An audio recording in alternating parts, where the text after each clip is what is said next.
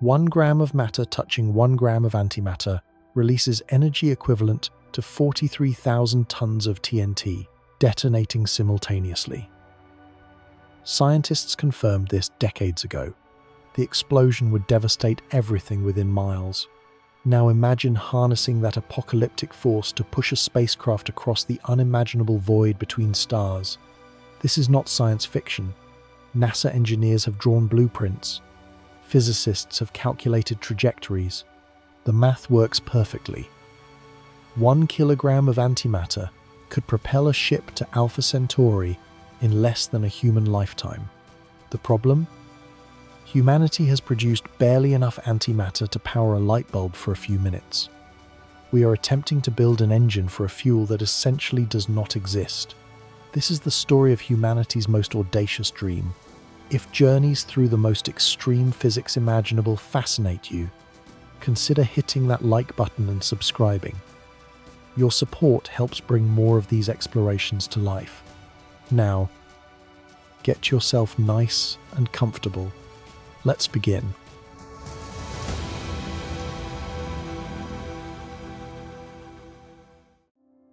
In 1928, a young British physicist named Paul Dirac stared at an equation that terrified him. The mathematics he had developed to describe electrons kept producing a second solution, a mirror version of reality that should not exist. Every time Dirac solved his equation for the behavior of ordinary matter, the math insisted that something else lurked in the shadows of physics.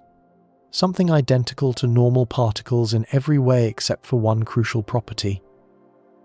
Dirac had been attempting to reconcile two pillars of modern physics that seemed fundamentally incompatible. Quantum mechanics described the behavior of particles at atomic scales with extraordinary precision. Special relativity described the behavior of objects moving at speeds approaching light. But combining them into a single mathematical framework had defeated every physicist who attempted it. Dirac succeeded where others had failed. His equation elegantly merged quantum mechanics and special relativity into a unified description of electron behavior. The mathematics was beautiful.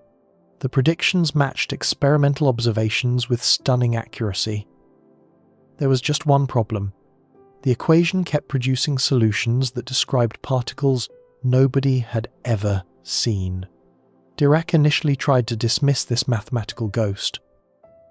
Perhaps the equation contained an error. Perhaps the second solution represented nothing physical. Perhaps the mathematics had produced an artifact with no connection to observable reality. He checked his calculations repeatedly. He approached the problem from different angles. But the mathematics remained stubbornly consistent. No matter how Dirac manipulated the equations, the phantom particles refused to disappear. The equations of quantum mechanics and special relativity merged together, demanded that for every particle of ordinary matter, a corresponding antiparticle must exist somewhere in nature. The mathematics was not merely suggesting this possibility. The mathematics was insisting upon it as a necessary consequence of combining two theories whose validity had been demonstrated beyond reasonable doubt. The young physicist faced a terrible choice. He could announce that his mathematics predicted an entirely new form of matter that nobody had ever observed, or he could hide the prediction and hope someone else would eventually explain the mysterious second solution. Scientific careers had been destroyed by lesser claims. Announcing the existence of invisible mirror particles based purely on mathematical reasoning seemed like professional suicide. Dirac chose honesty over safety. In 1931, he published his prediction that antiparticles must exist. He proposed that the vacuum of empty space might actually contain an infinite sea of negative energy electrons, and that what we observe as a positively charged anti-electron would actually be a hole in this sea. The interpretation was strange, but the core prediction was clear. Antimatter must exist. The scientific community greeted this prediction with skepticism bordering on ridicule. Physicists had spent centuries cataloguing the particles that built our universe. Protons carried positive charge, electrons carried negative charge, neutrons carried no charge at all. These three particles combined in various configurations to create every atom on the periodic table. The idea that mirror versions of these particles existed seemed like mathematical fantasy rather than physical reality. Distinguished colleagues suggested Dirac had made calculation errors. Others proposed that the second solution represented some already known particle, viewed from a different mathematical perspective. Perhaps the mysterious positive electron was actually just a proton, despite the obvious mass difference. A few dismissed the entire theoretical framework as flawed. The consensus held that mathematics sometimes produced solutions with no physical meaning, and Dirac had simply encountered such a case. Then in 1932, everything changed. Carl Anderson at the California Institute of Technology was studying cosmic rays using a cloud chamber. This elegant device represented one of the most important experimental tools in early particle physics. The cloud chamber allowed scientists to photograph the trails left by high-energy particles passing through a gas-filled container. When charged particles traversed the supersaturated vapor inside the chamber, they ionized gas molecules along their paths. These ions served as condensation nuclei for tiny droplets that revealed the particle trajectories as visible tracks. The principle was simple but powerful. A particle invisible to the naked eye became visible through the trail of droplets it left behind, like a jet aircraft revealing its path through a contrail across the sky. Scientists could photograph these trails and analyze them at leisure, measuring curves and angles with precision, impossible during the fleeting instant of the particle's passage. A strong magnetic field curved these trails, revealing each particle's charge and mass through the direction and tightness of the curve. Positively charged particles curved one direction, negatively charged particles curved the opposite direction.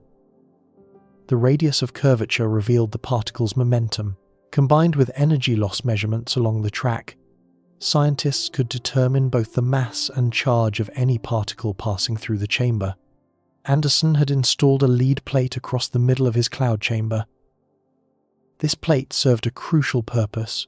By observing which direction particles curved before and after passing through the lead, and by measuring how much energy they lost in the plate, Anderson could determine whether particles were traveling upward or downward through his apparatus. This seemingly minor technical detail would prove essential to his discovery. Anderson was photographing cosmic ray particles systematically, building up a catalogue of tracks to understand the radiation bombarding Earth from space. In the summer of 1932, he captured an image that would change physics forever. The photograph showed a particle track that curved the wrong way. Anderson noticed something impossible. The track showed a particle that had passed through the lead plate travelling upward. The curvature, after passing through the lead, was tighter than before, indicating the particle had lost energy in the plate, confirming the upward direction. The direction of curvature indicated positive charge, but the radius of curvature indicated a mass far too small to be a proton. The particle carried positive charge while possessing the exact mass of an electron. According to everything physics understood at the time, such particles should not exist. Anderson initially suspected his magnetic field had somehow reversed. He examined the photograph from every angle, searching for some explanation that did not require inventing a new particle. Perhaps the track was actually travelling downward, and he had misread the energy loss. Perhaps two different particles had coincidentally created overlapping tracks. Every alternative explanation failed. The mysterious positive electrons kept appearing in his photographs.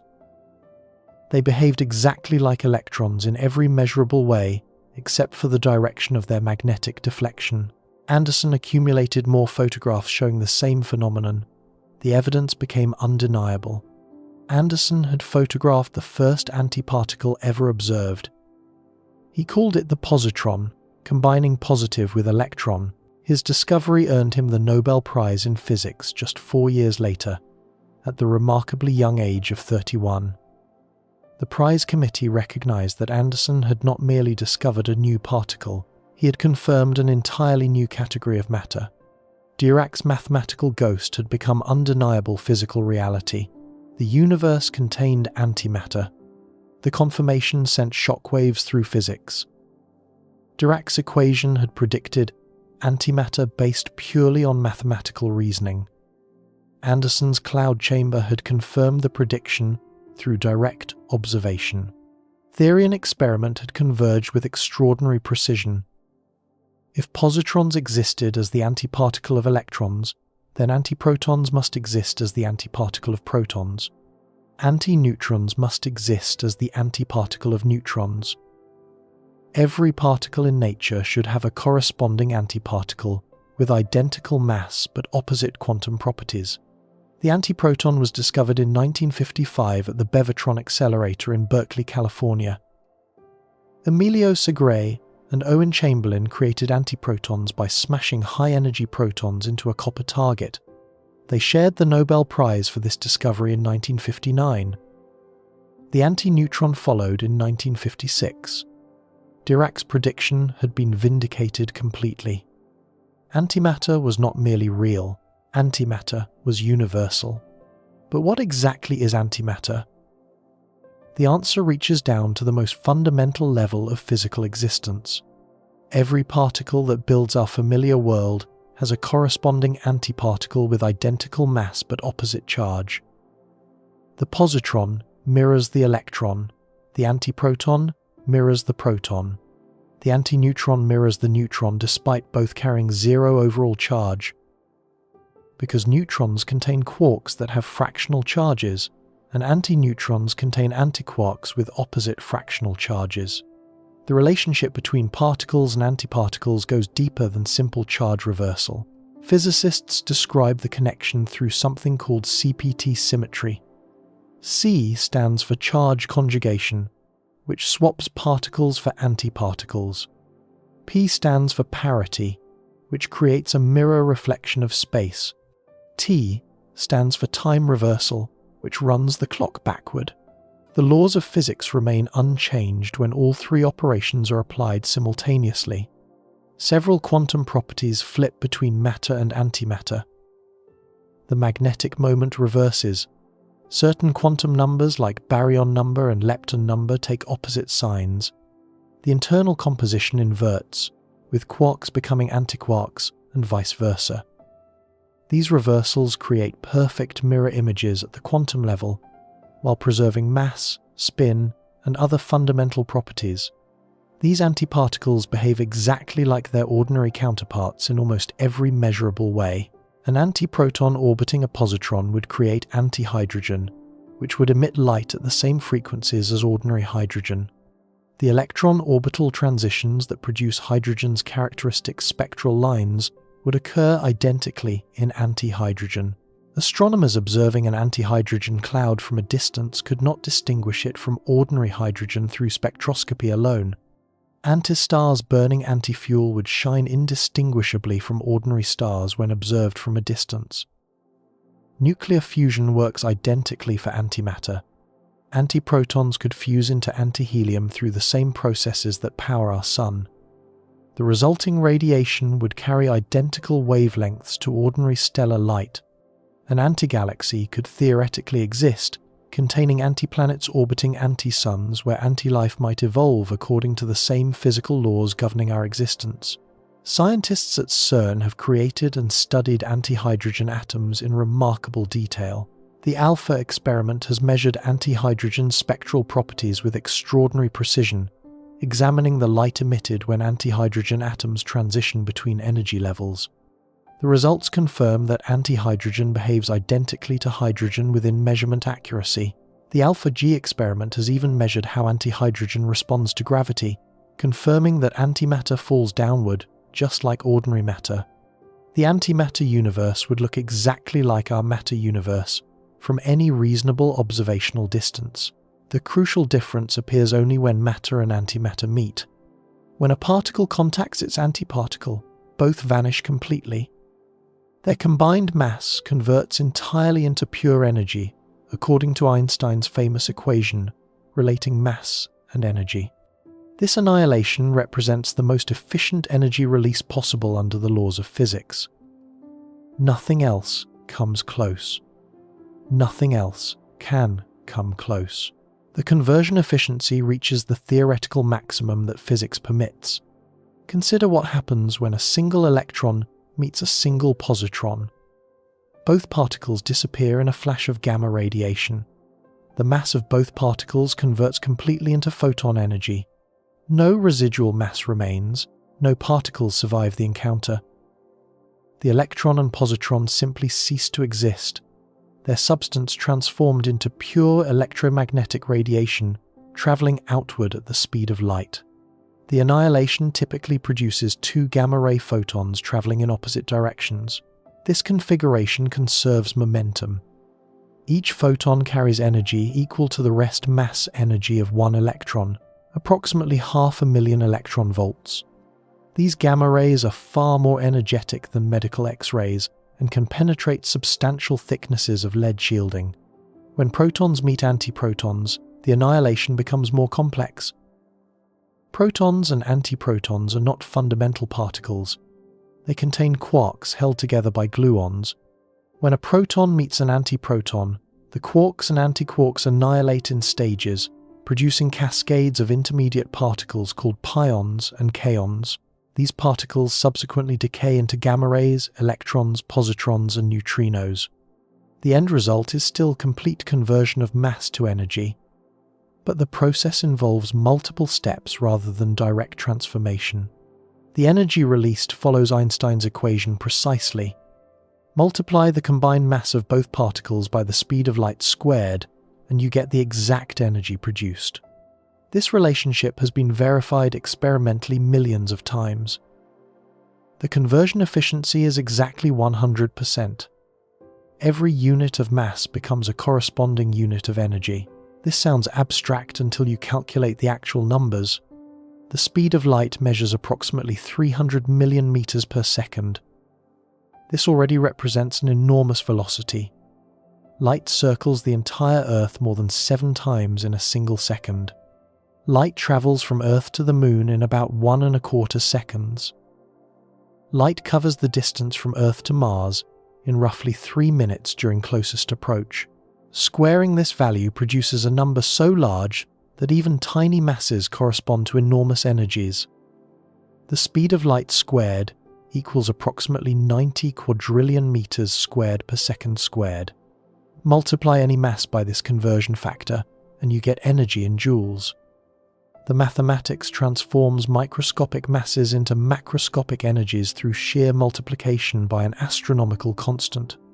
When 1 kilogram of matter meets 1 kilogram of antimatter, the resulting annihilation releases energy equivalent to approximately 43 megatons of TNT.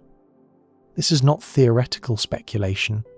This is confirmed physics derived directly from Einstein's equation, using measured values for the speed of light. For perspective, the atomic bomb that destroyed Hiroshima released energy equivalent to 15,000 tons of TNT. 1 kilogram of matter-antimatter annihilation produces nearly 3,000 times more energy than that devastating explosion. The single bomb that killed over 100,000 people and leveled an entire city released energy equivalent to roughly 0.03% of 1 kilogram of antimatter annihilation. The most powerful nuclear weapon ever detonated, the Soviet Tsar bomber, released approximately 50 megatons of energy. This explosion created a mushroom cloud 67 kilometers high. The flash could cause third-degree burns at distances exceeding 100 kilometers. The blast shattered windows in Finland and Norway, hundreds of kilometers from the test site. 2 kilograms of matter meeting 2 kilograms of antimatter would produce 360 quadrillion joules, nearly doubling even that apocalyptic blast. But here is where the numbers become truly staggering. Those kilograms of material would fit in the palm of your hand. The most devastating explosion humans have ever created required a bomb weighing 27 tons and filling an aircraft cargo bay. The same energy released from antimatter requires a mass smaller than a baseball. This energy density makes antimatter the most concentrated fuel source permitted by physics. No exotic theoretical particles could exceed it. No undiscovered forces could improve upon it. The laws of nature establish matter-antimatter annihilation as the absolute ceiling of energy conversion efficiency. Chemical reactions like burning rocket propellant convert less than 1/10,000,000th of their mass into energy. The molecular bonds broken and formed during combustion release energy, but the atoms themselves remain intact. Almost all the mass of burned fuel ends up as exhaust products rather than energy. The energy comes from rearranging electrons between atoms, not from the atomic nuclei or the fundamental mass of the particles themselves.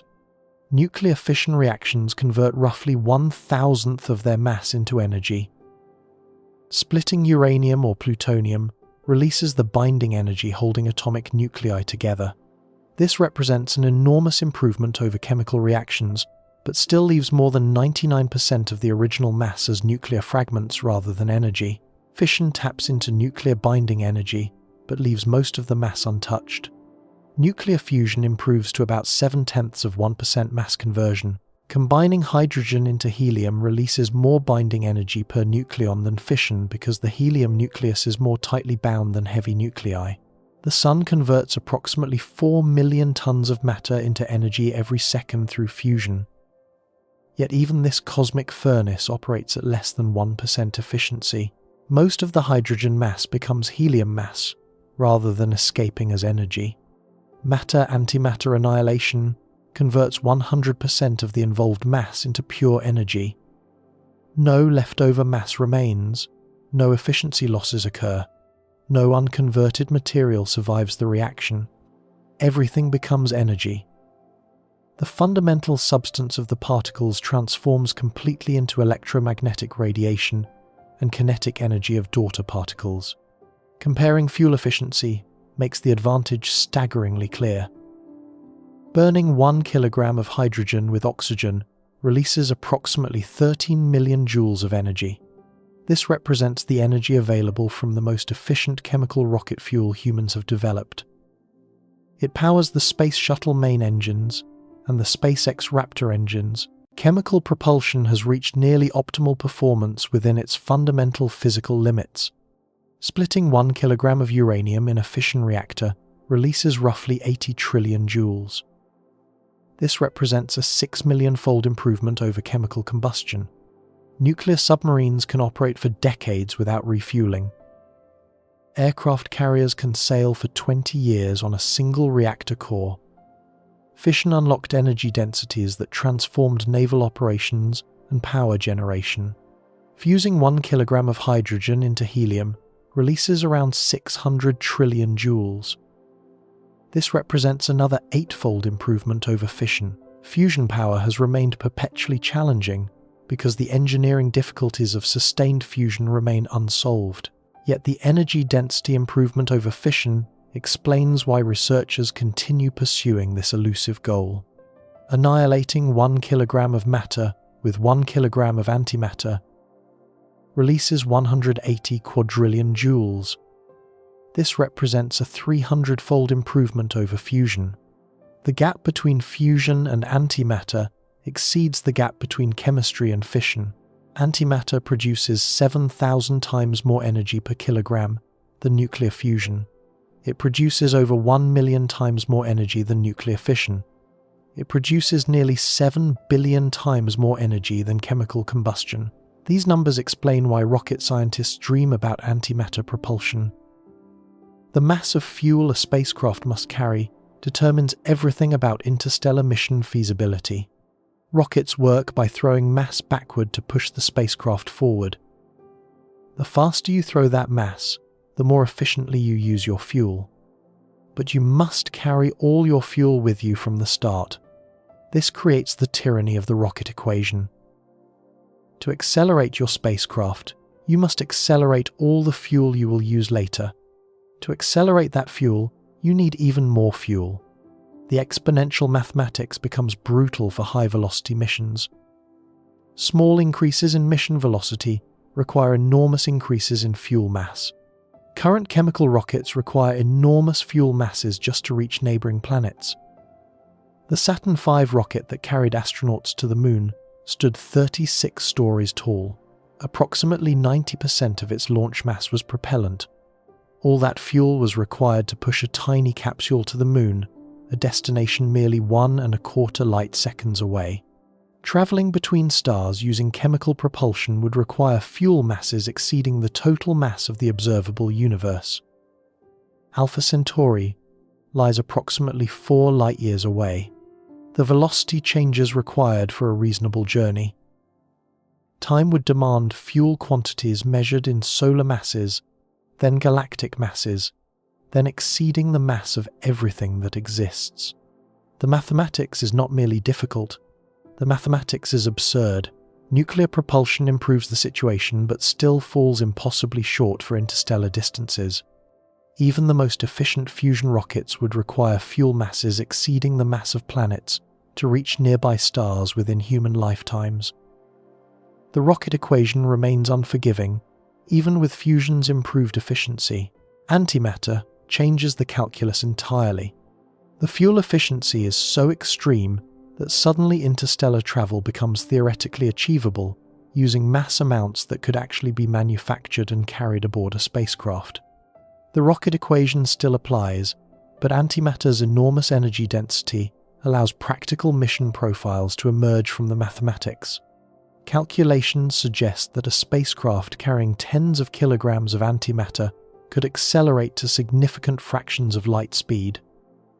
Journey times to Alpha Centauri could shrink from millennia to decades. The star's transition from forever unreachable to merely extraordinarily difficult. Antimatter propulsion represents the difference between impossible and merely incredibly hard. But here lies the first of many cosmic puzzles surrounding antimatter. If matter and antimatter are created in exactly equal amounts during high-energy physics processes, where did all the antimatter go? The Big Bang should have produced identical quantities of matter and antimatter. Pair production from pure energy creates particle-antiparticle pairs in exactly equal numbers. Every electron created comes with a positron. Every quark comes with an antiquark. The physics of particle creation is perfectly symmetric between matter and antimatter.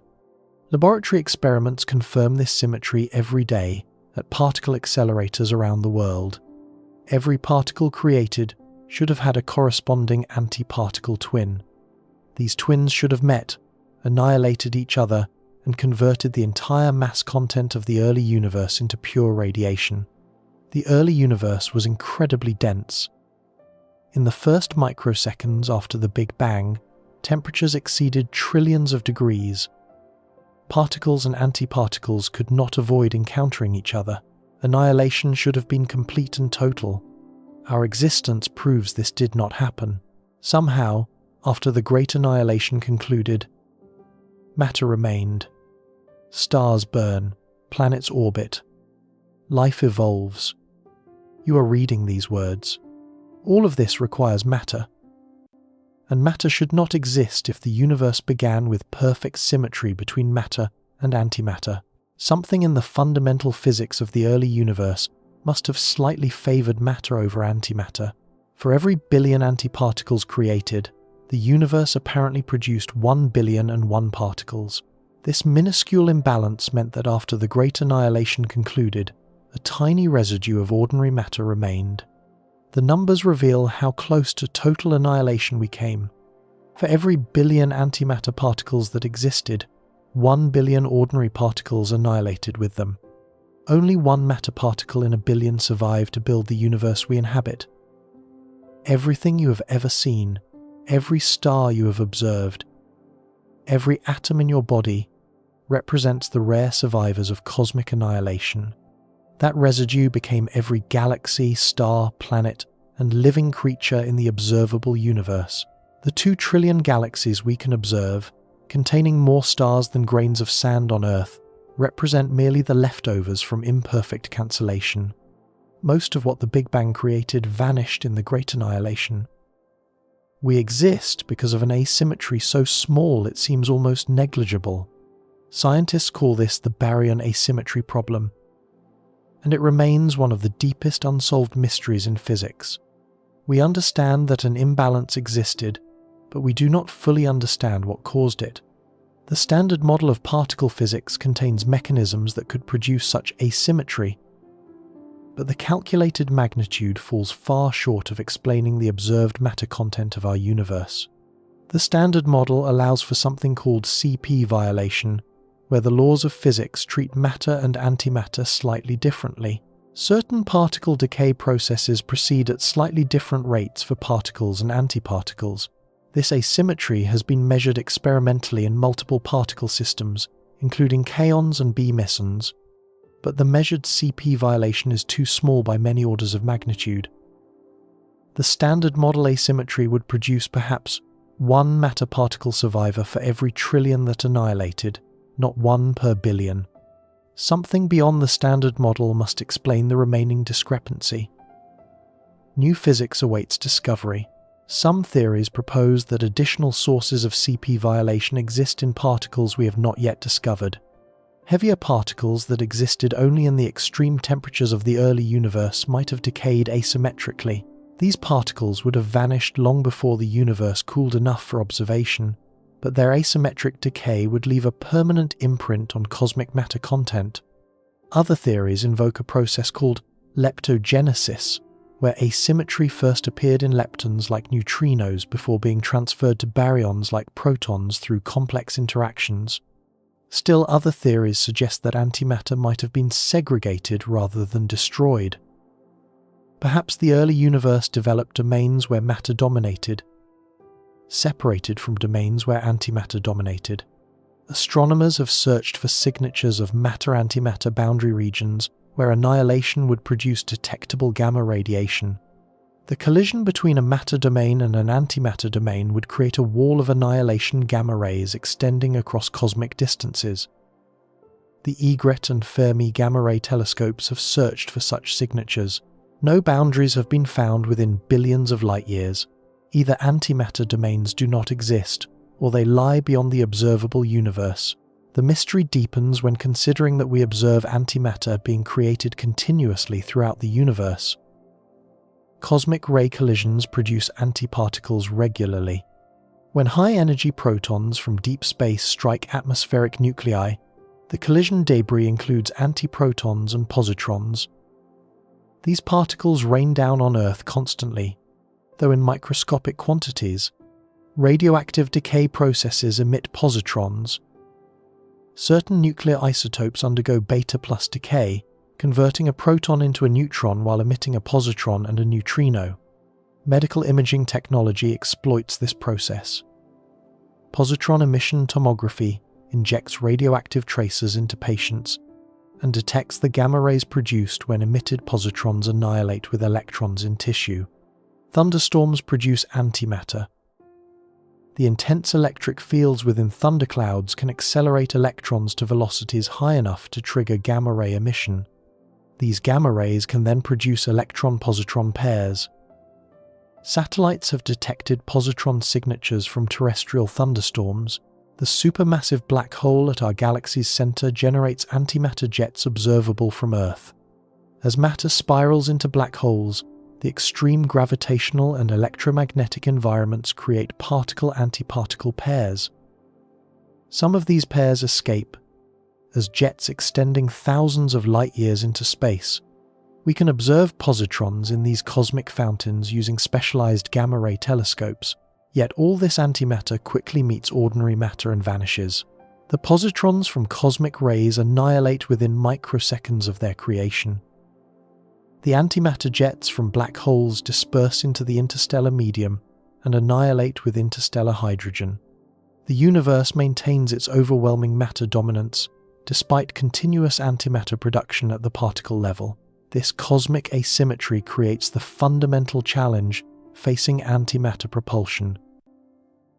Antimatter exists only fleetingly, created in high-energy processes and destroyed within fractions of seconds through contact with the matter surrounding it.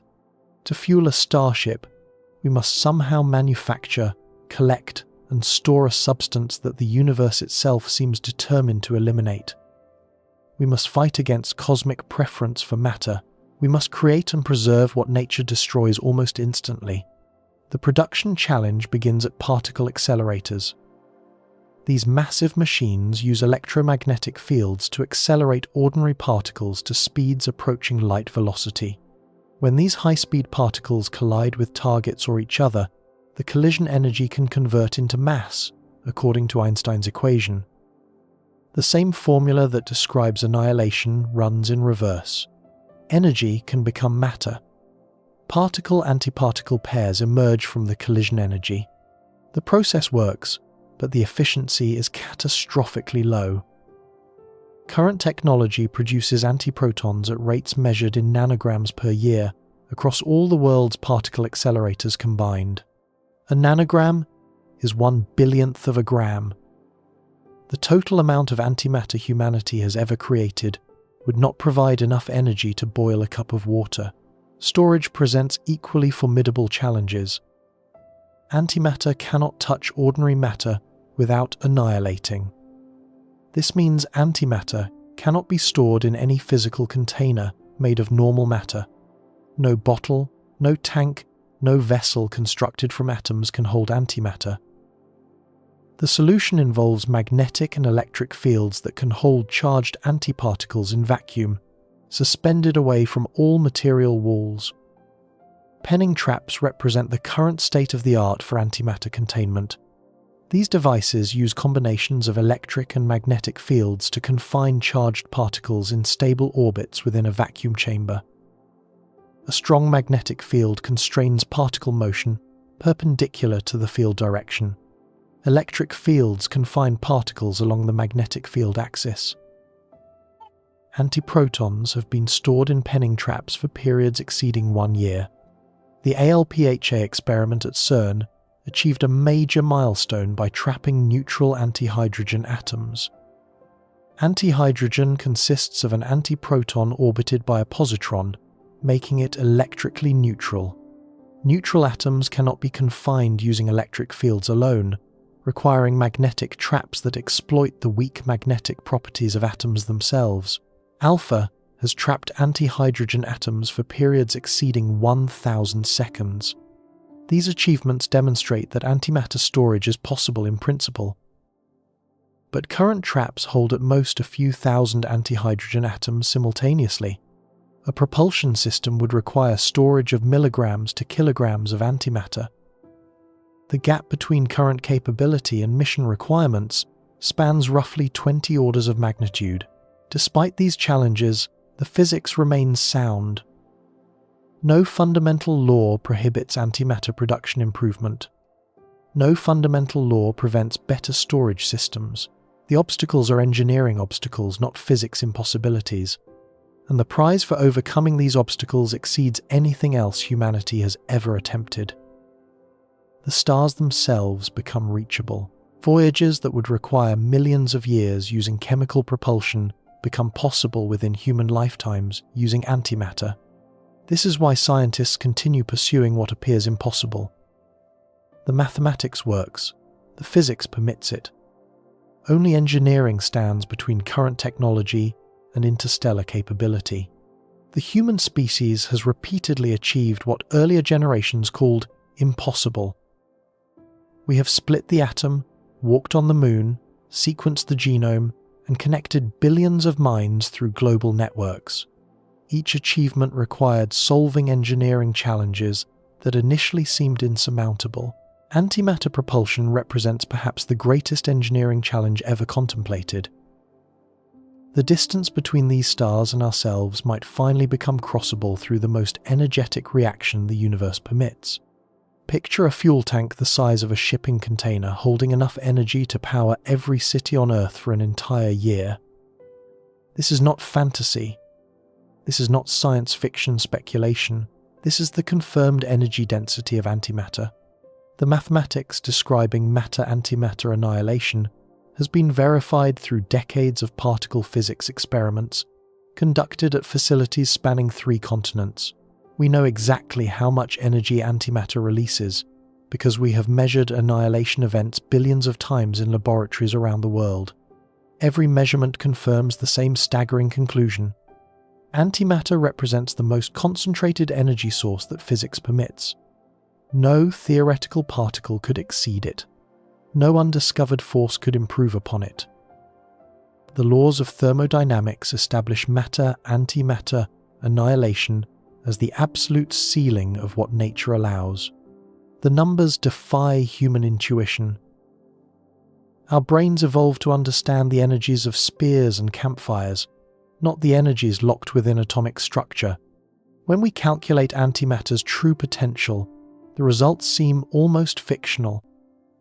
Yet every figure emerges from equations verified to extraordinary precision. 1 kilogram of antimatter annihilating with 1 kilogram of matter converts 2 kilograms of mass entirely into energy. Nothing remains behind. No ash, no residue, no leftover particles. Every atom vanishes, transformed completely into electromagnetic radiation and the kinetic energy of daughter particles. Using Einstein's mass-energy equivalence, this produces approximately 180 quadrillion joules. To grasp this magnitude, consider humanity's energy appetite. Global energy consumption in 2022 totaled roughly 580 exajoules. This includes every power plant humming through the night, every vehicle burning fuel on every highway, every factory stamping out products, every light bulb illuminating every room, every computer processing every calculation, every machine of any kind operated anywhere on Earth throughout an entire year. Scaling antimatter's potential against this consumption reveals extraordinary possibilities. 100 metric tons of antimatter reacting with 100 metric tons of ordinary matter could theoretically power human civilization for approximately 30 years. The mass of a few railway cars could fuel every city, every transportation network, every industrial process, every domestic appliance on the planet for 3 decades. These calculations assume perfect conversion efficiency. Real engineering would introduce losses. Gamma rays would escape in directions that provide no useful work.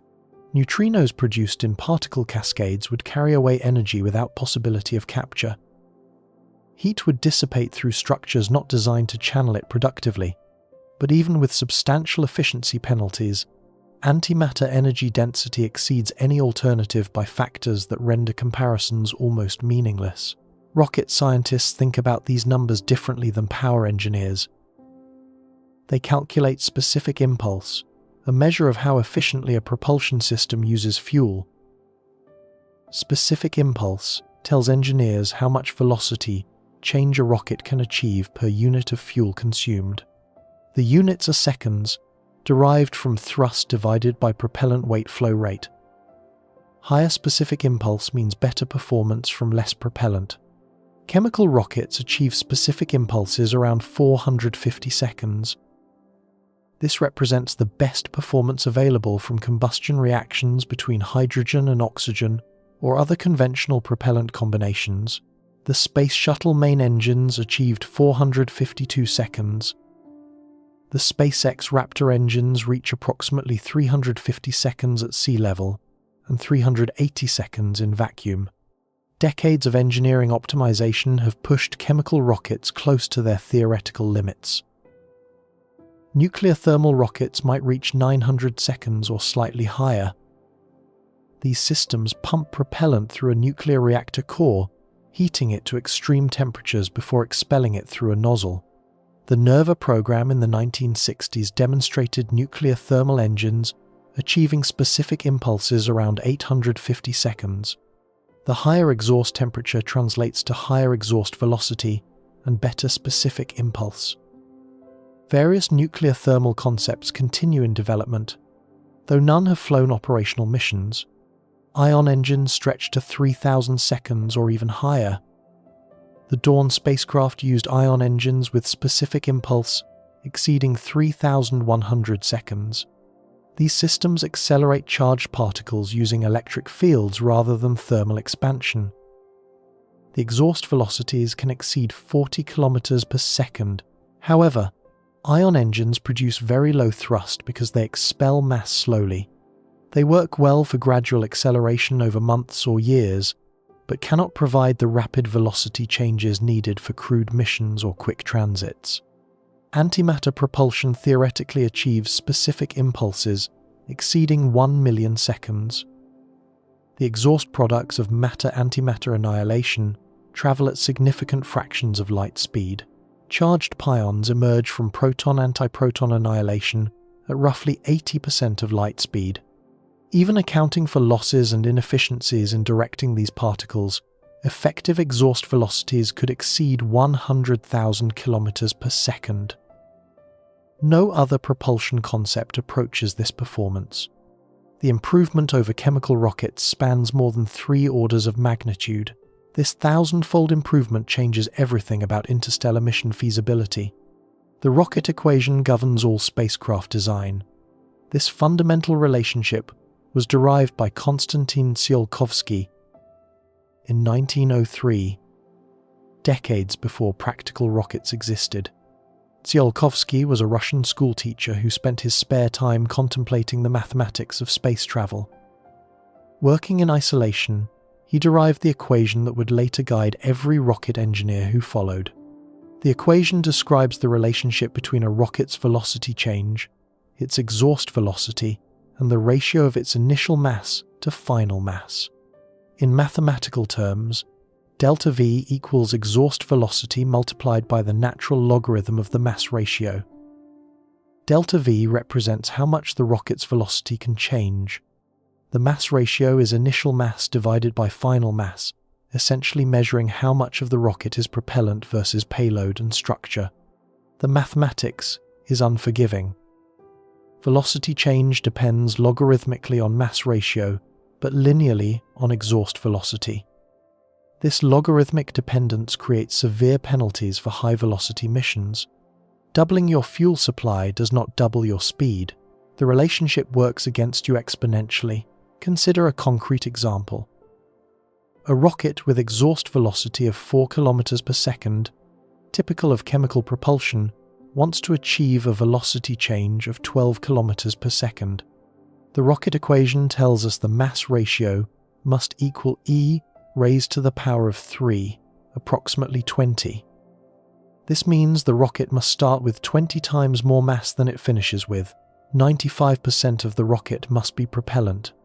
Now consider reaching Alpha Centauri within a human lifetime. The star lies 4.3 light-years away. Traveling this distance in 50 years requires an average velocity of roughly 8% of light speed, about 24,000 kilometers per second. But you must accelerate to this speed and then decelerate at the destination. The total velocity change required approaches 50,000 kilometers per second when accounting for acceleration and braking.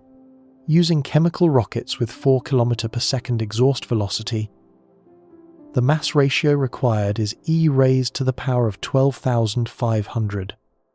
This number has over 5,000 digits.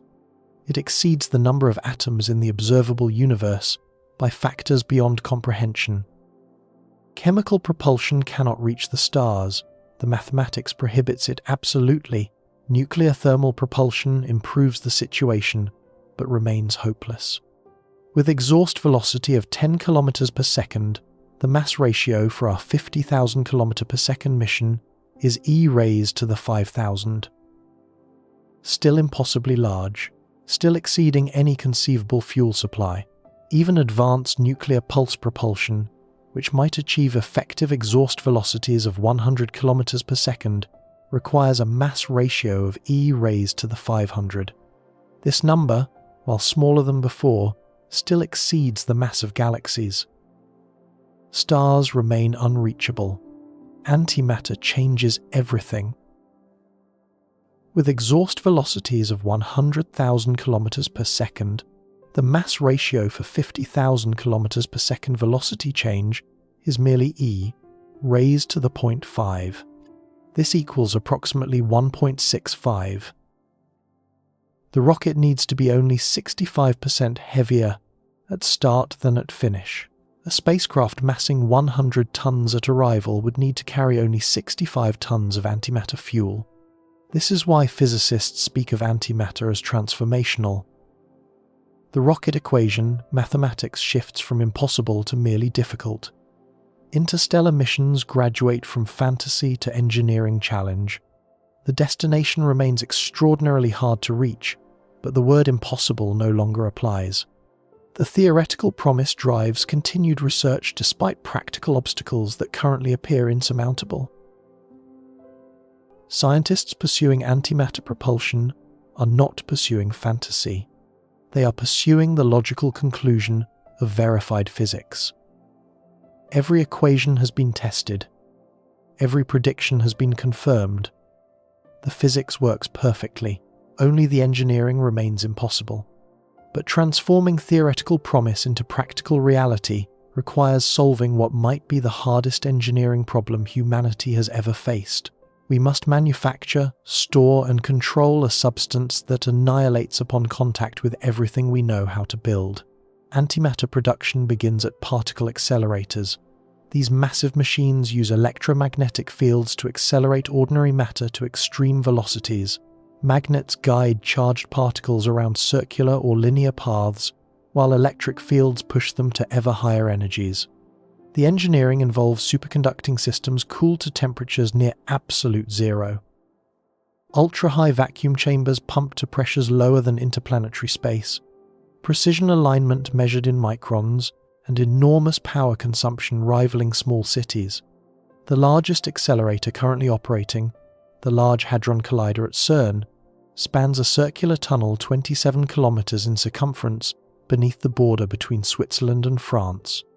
This underground ring contains over 1,600 superconducting magnets, cooled by 96 tons of liquid helium to temperatures of 1.9 degrees above absolute zero. The magnets guide two proton beams traveling in opposite directions at velocities approaching light speed. When these opposing beams are made to collide, the collision energy vastly exceeds the rest mass energy of the protons themselves. At design energy, each proton carries 7 trillion electron volts. The collision of two such protons releases 14 trillion electron volts in a space smaller than an atomic nucleus. This concentrated energy can convert into mass according to Einstein's equation. Particle-antiparticle pairs materialize from the collision energy. Antiprotons, positrons, and more exotic antiparticles emerge from the collision debris alongside ordinary particles. The creation process is fundamentally symmetric. Equal amounts of matter and antimatter emerge from pure energy. But the Large Hadron Collider was not designed for antimatter production. It was designed for particle physics research. Physicists want to study the rare and exotic particles produced in high-energy collisions. They want to discover new fundamental particles like the Higgs boson. They want to test the predictions of theories like supersymmetry. Antimatter production is incidental to these goals. Specialized facilities at CERN focus on capturing and studying the antimatter produced in these collisions. The antiproton decelerator receives antiprotons produced by firing a high-energy proton beam into a metal target. A beam of protons accelerated to 26 billion electron volts strikes an iridium target. The collisions within the target produce approximately 50 million antiprotons per pulse, along with vastly larger numbers of other particles. Magnetic fields separate antiprotons from the debris based on their charge and momentum. Antiprotons curve in the opposite direction from protons when passing through magnetic fields. Careful magnetic filtering allows scientists to isolate antiproton beams from the much larger flux of ordinary particles. The separated antiprotons then enter the antiproton decelerator ring, where they are slowed from high velocity to speeds useful for precision experiments. Production rates remain extraordinarily low despite decades of optimization. This sounds impressive.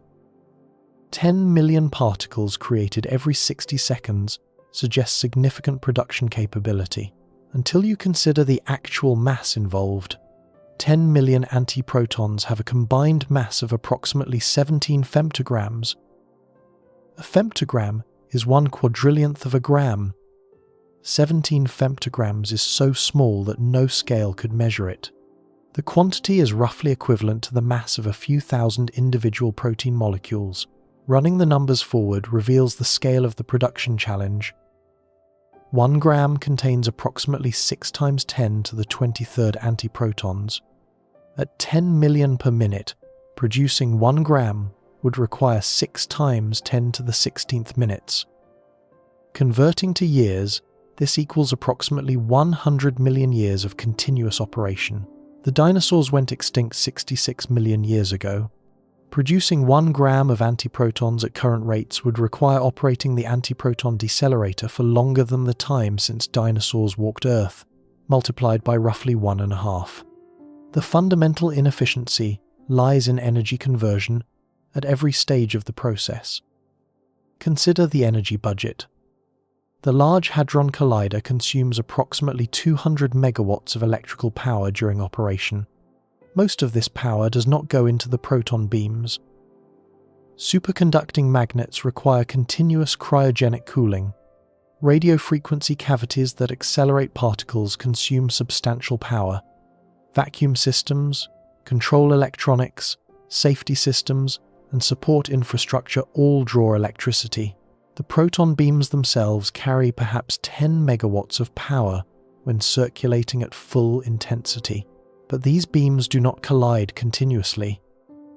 They collide in discrete bunches at designated interaction points. Most protons in the beam never collide with anything useful for antimatter production. When collisions do occur, the vast majority of collision energy goes into products other than antimatter.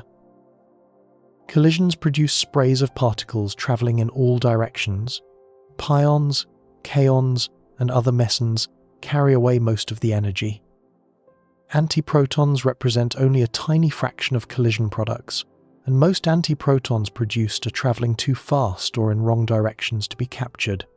Current estimates suggest that less than 1/10,000,000,000th of electrical input energy ends up as antimatter rest mass. For every 10 billion joules of electricity consumed, antimatter containing roughly 1 joule of mass energy is produced. The inefficiency is staggering. This inefficiency is not fundamental to physics. It reflects the mismatch between accelerator design goals and antimatter production optimization. Particle physics accelerators optimize for collision energy and luminosity, meaning collision rate. They do not optimize for antimatter yield per unit electrical input. Dedicated antimatter production facilities might achieve dramatically higher efficiencies. Several concepts have been proposed by researchers specifically considering propulsion applications. The key insight is that current accelerator technology wastes energy primarily through the mismatch between how particles collide and what products we want. Proton-target collisions produce antiprotons as a minor byproduct of violent nuclear interactions. Most collision energy goes into heating the target, producing unwanted particles, and accelerating debris in useless directions. Alternative collision geometries might improve yield substantially. Colliding beams of particles and antiparticles could convert higher fractions of collision energy into useful products. When a proton meets an antiproton, annihilation is guaranteed rather than merely possible. The resulting energy could potentially create new particle-antiparticle pairs with higher efficiency than target collisions. Muon colliders represent one promising alternative approach. Muons are unstable particles that decay with an average lifetime of about 2.2 microseconds, but they can be created in large quantities by bombarding targets with intense proton beams. The resulting muons can be captured, cooled, and accelerated before they decay. Muon collisions offer advantages over proton collisions for certain applications. Muons are fundamental particles without internal structure, unlike protons which contain quarks. Muon-antimuon collisions convert all collision energy into the collision itself rather than into exciting internal quark dynamics. This cleaner collision environment might produce antimatter more efficiently. Several laboratory groups have proposed muon collider designs. The technology would require solving substantial challenges, including muon cooling to reduce beam spread and rapid acceleration before decay losses become severe. If these challenges were overcome for physics applications, the same technology might benefit antimatter production. Laser plasma acceleration represents another potentially transformational technology. The acceleration gradient, meaning energy gained per unit distance, is limited by the electric field strength achievable in these cavities. Typical gradients reach tens of millions of electron volts per meter. Laser plasma accelerators use intense laser pulses to create plasma waves that accelerate particles over very short distances. When an intense laser pulse enters a plasma, it pushes electrons aside, creating a wave of charge separation. Particles riding this wave can gain energy at gradients exceeding tens of billions of electron volts per meter. Acceleration that requires kilometers in conventional machines could potentially occur in centimeters.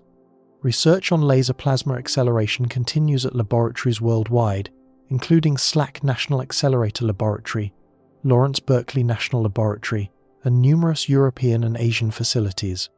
The technology has demonstrated electron acceleration to energies exceeding several billion electron volts over distances of just a few centimeters. If laser plasma systems could be adapted for antimatter production, they might enable compact, efficient antimatter factories. A facility occupying a single building might achieve production rates currently requiring kilometers of conventional accelerator infrastructure. The capital costs would drop dramatically. The operating efficiency might improve by orders of magnitude. None of these advanced production concepts have been developed to practical systems. The research funding has not existed because no immediate application justified the investment. Particle physics research drives current accelerator development. Antimatter production for propulsion remains a speculative future application, without dedicated technology development programs. Natural antimatter sources offer an alternative to terrestrial production entirely. The universe continuously creates antimatter through processes far more powerful than human accelerators. Cosmic ray collisions with atmospheric and interstellar matter produce antiparticles throughout the solar system and beyond. When high-energy protons from distant astrophysical sources strike atomic nuclei in the interstellar medium, the collisions produce secondary particles, including antiprotons. These cosmic ray collisions occur continuously throughout the galaxy. The total antimatter production rate across the Milky Way vastly exceeds human capabilities. The challenge lies in collecting this naturally produced antimatter rather than creating it from scratch. The antiprotons, produced by cosmic ray collisions, are dispersed across interplanetary and interstellar space at extraordinarily low densities. Concentrating this diffuse antimatter into useful quantities presents formidable engineering challenges. Jupiter's magnetosphere presents particular interest for antimatter collection. The giant planet's powerful magnetic field traps charged particles in radiation belts surrounding the planet. These belts resemble Earth's Van Allen belts, but are vastly larger and more intense. Jupiter's magnetic field strength exceeds Earth's by a factor of 20,000. The Jovian magnetosphere extends millions of kilometers into space. Spacecraft measurements have confirmed antiproton populations within Jupiter's radiation belts. The Galileo spacecraft detected antiprotons during its orbital mission around Jupiter. Cosmic rays striking Jupiter's atmosphere and moons produce antiprotons that become trapped in the intense magnetic field.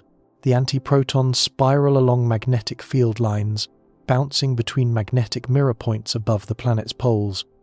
The total antiproton inventory in Jupiter's magnetosphere might reach several hundred nanograms according to theoretical models calibrated against spacecraft observations. This quantity vastly exceeds terrestrial production through all of human history. A few hundred nanograms represents roughly the same number of antiprotons that CERN has produced over decades of operation. Collection systems could potentially harvest this trapped antimatter over time. A spacecraft orbiting within Jupiter's magnetosphere might accumulate antiprotons using electromagnetic scoops.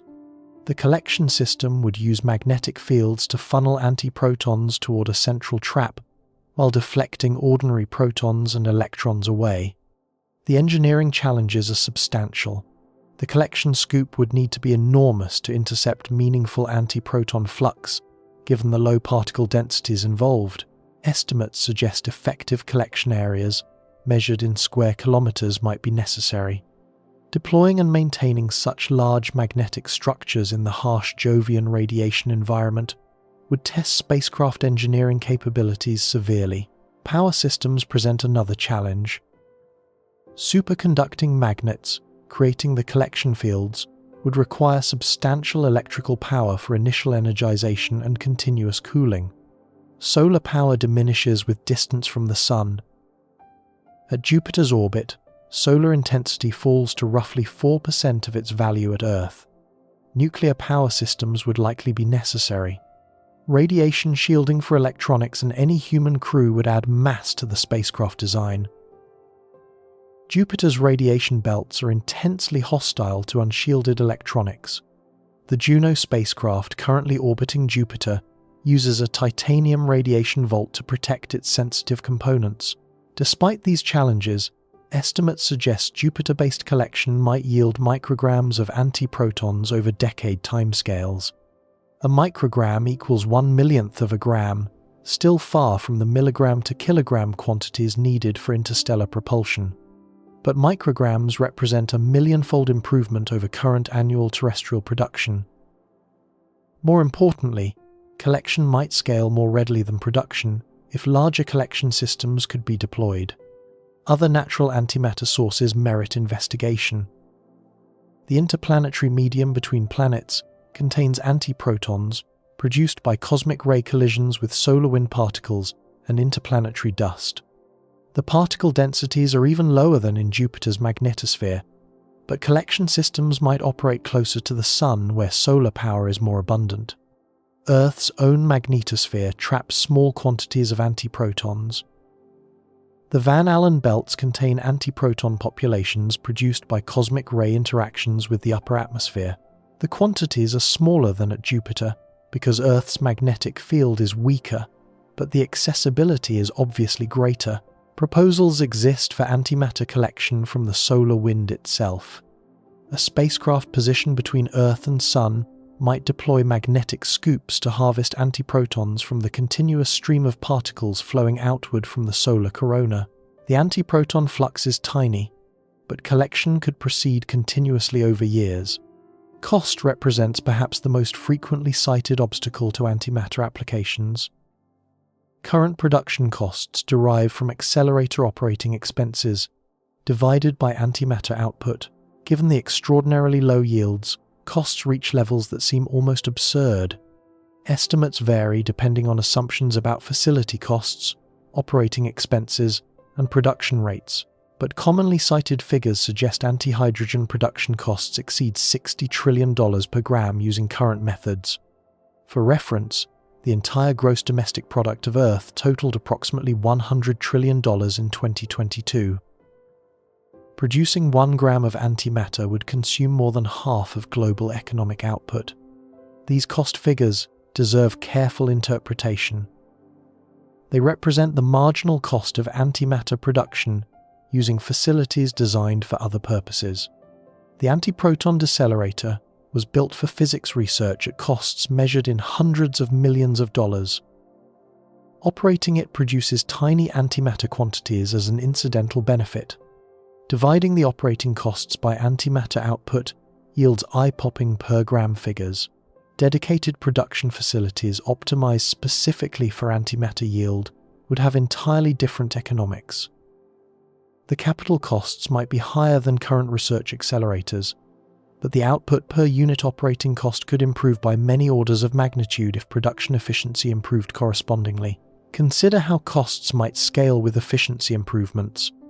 If dedicated antimatter production achieved 1 million times better efficiency than current methods, costs might fall to approximately $60 million per gram. This remains extraordinarily expensive by normal standards, but it falls within range of major national technology programs. The Apollo program cost roughly $200 billion in contemporary terms. A comparable investment might produce meaningful antimatter quantities if million-fold efficiency improvements proved achievable.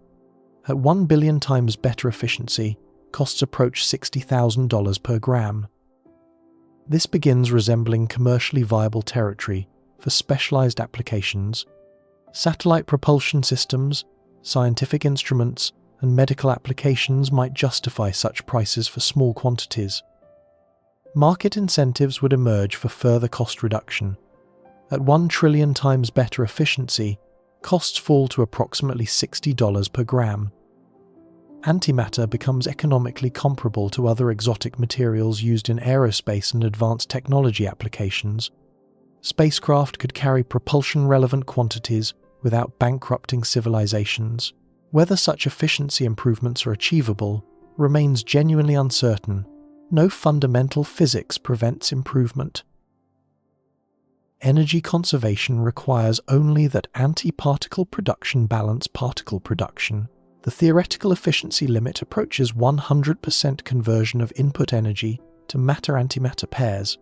Current inefficiency reflects engineering limitations rather than physics constraints.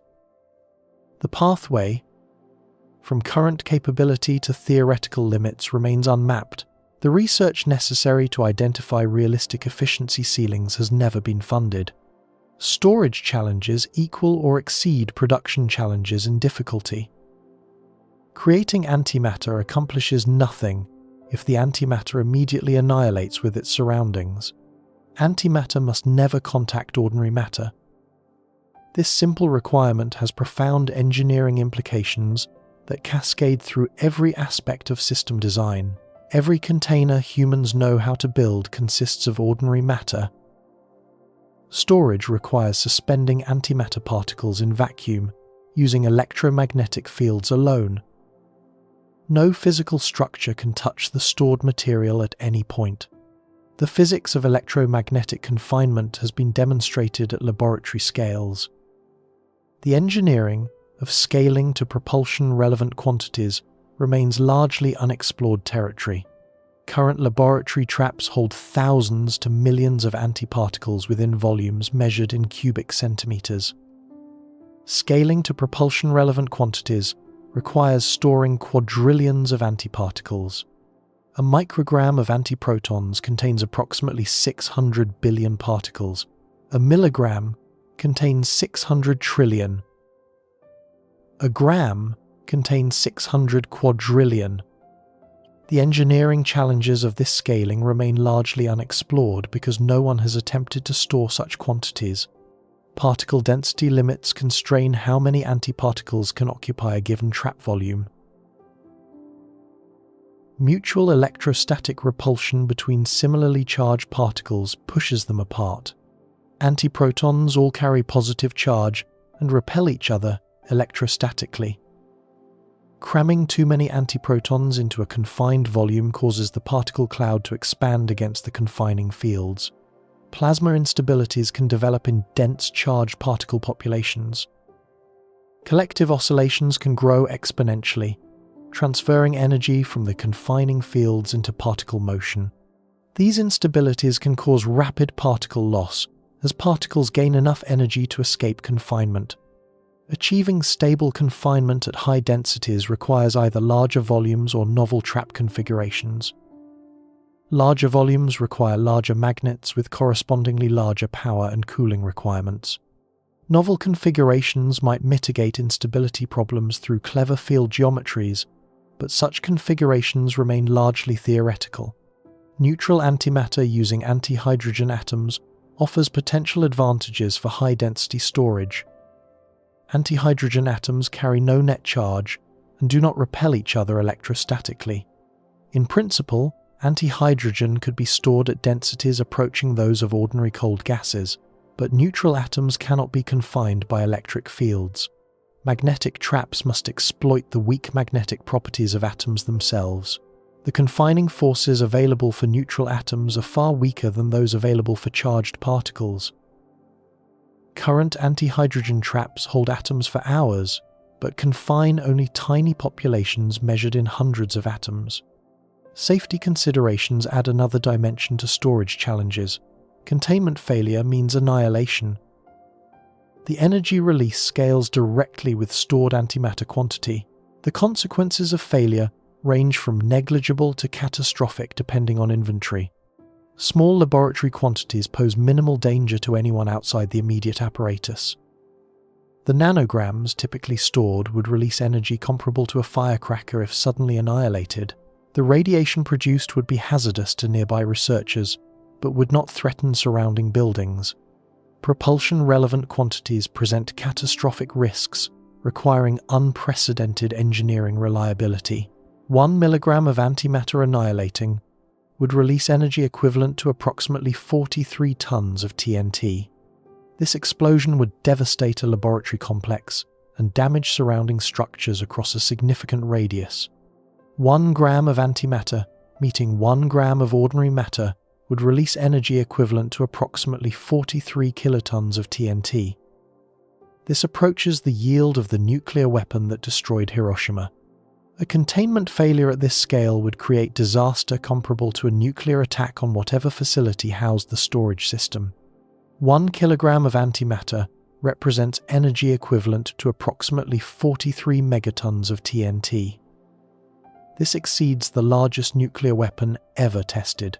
Containment failure would devastate everything within miles and create radiological consequences across far larger areas.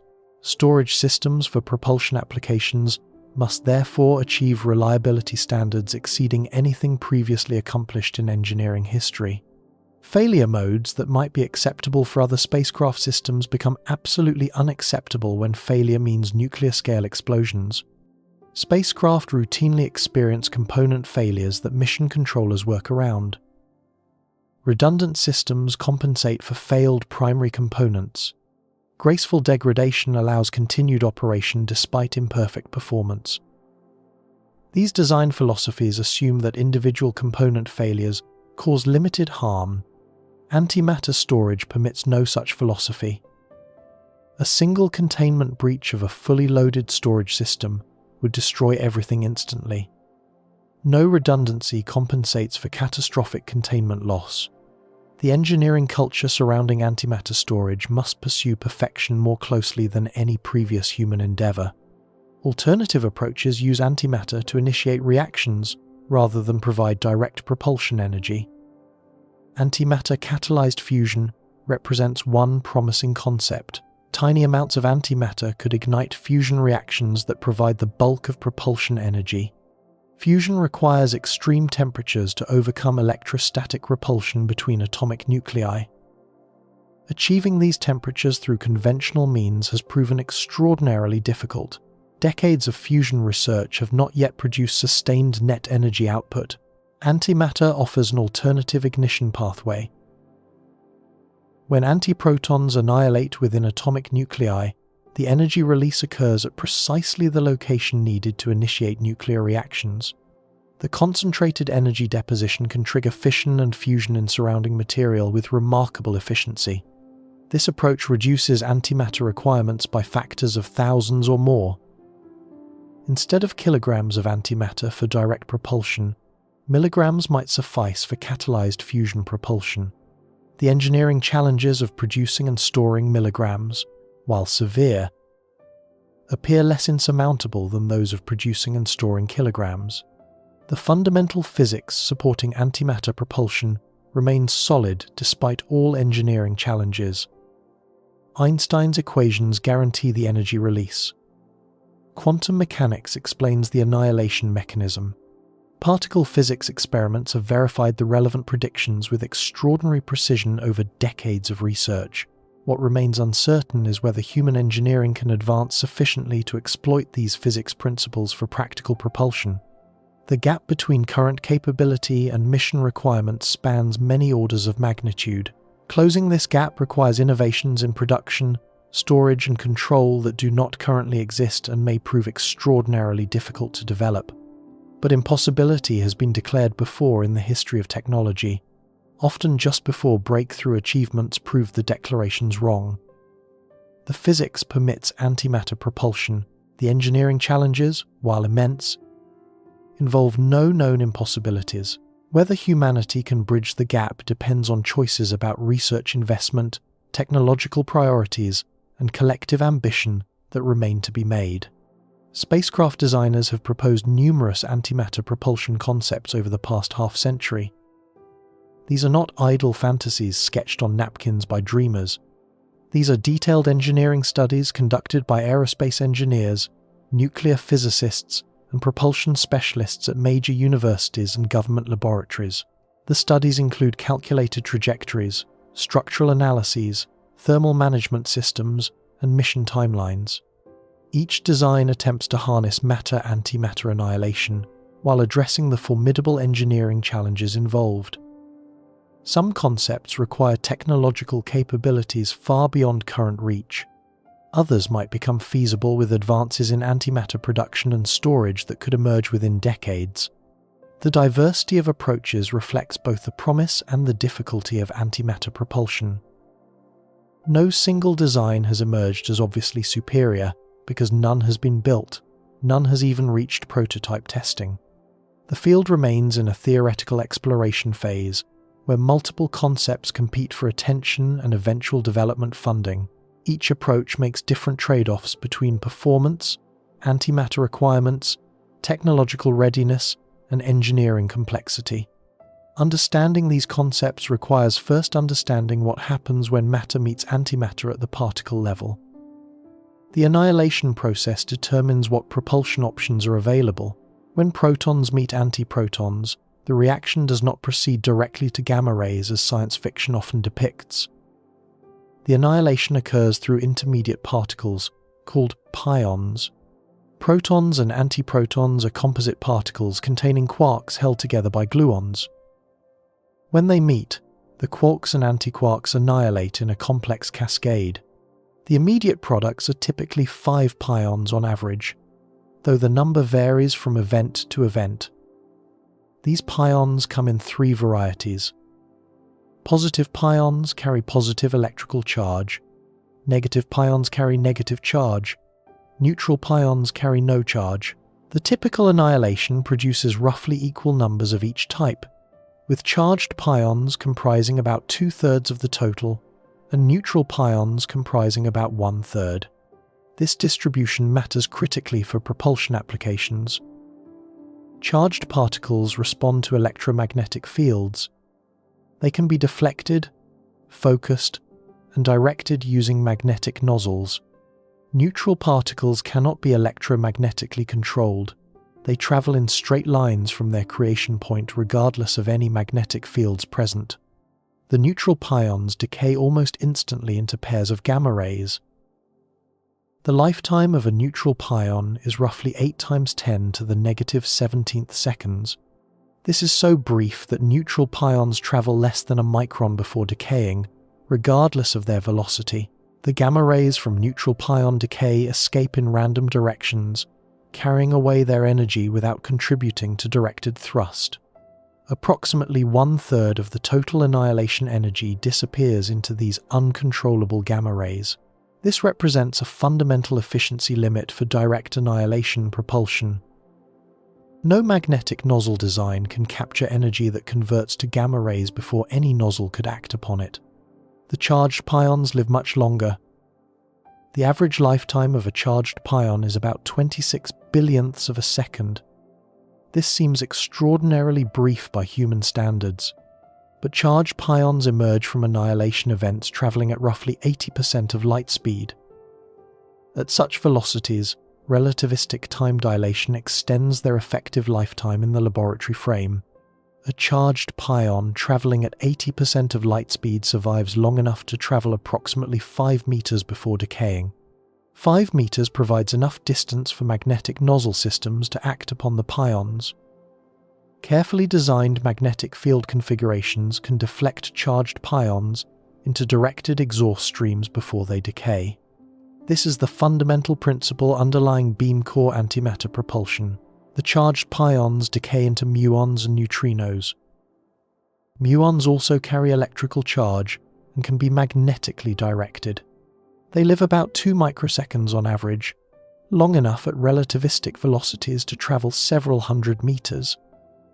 Muons eventually decay into electrons or the neutrinos escape without contributing thrust, but the electrons and positrons remain controllable. Throughout this decay cascade, energy gradually leaks away into neutrinos and into particles traveling in uncontrollable directions.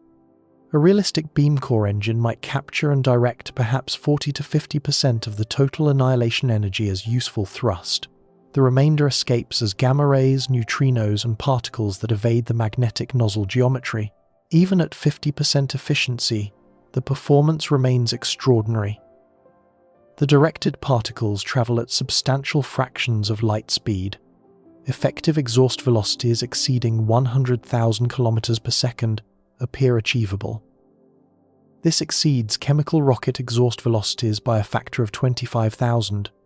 The most straightforward antimatter propulsion concept channels these annihilation products directly as rocket exhaust. A magnetic nozzle would shape and direct the charged particle spray into a coherent exhaust beam. Superconducting coils would generate powerful magnetic fields in a configuration resembling a magnetic mirror or magnetic bottle with one open end. The magnetic field geometry must accomplish several tasks simultaneously. It must contain the annihilation reaction zone, preventing particles from escaping in unwanted directions. It must redirect charged particles that initially travel sideways or forward into the rearward exhaust direction.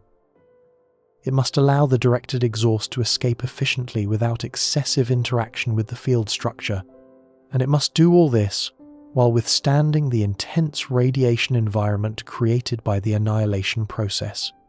Designing such nozzles requires sophisticated plasma physics modeling. The particle populations involved are too hot and energetic to be described by simple fluid equations. Individual particle trajectories must be tracked through complex three-dimensional magnetic field configurations. Collective plasma effects can create instabilities that degrade performance or damage structures. The engineering challenges are substantial but appear solvable with sufficient research investment. The ICAN-2 study, conducted by Pennsylvania State University in the 1990s, examined direct antimatter propulsion in remarkable detail. The study name stood for Ion Compressed Antimatter Nuclear Rocket version 2. Researchers including Gerald Smith and Stephen Howe calculated mission profiles for antimatter-powered spacecraft with specific parameters for fuel requirements, thrust levels, and achievable velocities. The study focused on near-term applications within the solar system, rather than interstellar missions. The researchers recognized that antimatter quantities sufficient for interstellar travel remained far beyond any foreseeable production capability. But solar system missions might become feasible with antimatter quantities measured in micrograms rather than kilograms. The ICAN-2 design used antimatter not for direct propulsion but for heating hydrogen propellant to extreme temperatures. Antiprotons would annihilate with a heavy metal target, producing pions and other particles that deposited their energy in surrounding material. This energy would heat hydrogen propellant flowing past the target to temperatures far exceeding what nuclear thermal rockets could achieve. The study concluded that a spacecraft carrying 4,600 kilograms of hydrogen propellant and just 12 micrograms of antihydrogen could achieve an exhaust velocity exceeding 100,000 kilometers per second. The thrust would be modest, but sustained operation would accumulate enormous velocity changes. Consider what this means for solar system exploration. A mission to Pluto using conventional chemical propulsion requires nearly a decade of travel time. The New Horizons spacecraft launched in January 2006 and reached Pluto in July 2015, a journey of 9.5 years. An ICAN-2 class antimatter spacecraft could make the same journey in approximately 3 weeks. Mars missions would shrink from months to days. Jupiter would be reachable in weeks rather than years. The outer planets would become accessible for routine exploration rather than once-per-generation flagship missions. The transformation in solar system exploration capability would exceed any previous advance in transportation history. The 12 micrograms of antimatter required for such missions remains far beyond current production capability. Annual global production amounts to nanograms, roughly 1,000 times less than the ICAN-2 requirement. But the gap between current capability and ICAN-2 requirements is vastly smaller than the gap to interstellar mission requirements. Bridging a factor of 1,000 seems more achievable than bridging a factor of 1 trillion. For interstellar missions, the beam core concept developed by researchers at NASA and various universities pushes direct annihilation propulsion to its logical extreme. The name derives from using the annihilation products themselves as the primary exhaust beam rather than using annihilation energy to heat a working fluid. In beam core designs, antiprotons would be stored in electromagnetic traps and released in controlled pulses into a reaction zone. Hydrogen propellant would flow into this zone as a stream of ionized protons. The antiprotons and protons would meet and annihilate, producing the pion cascade described earlier.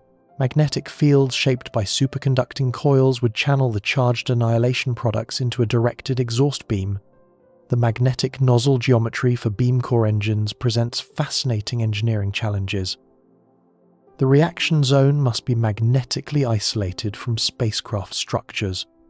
Any ordinary matter contacted by stray antiprotons would trigger additional annihilation events in uncontrolled locations.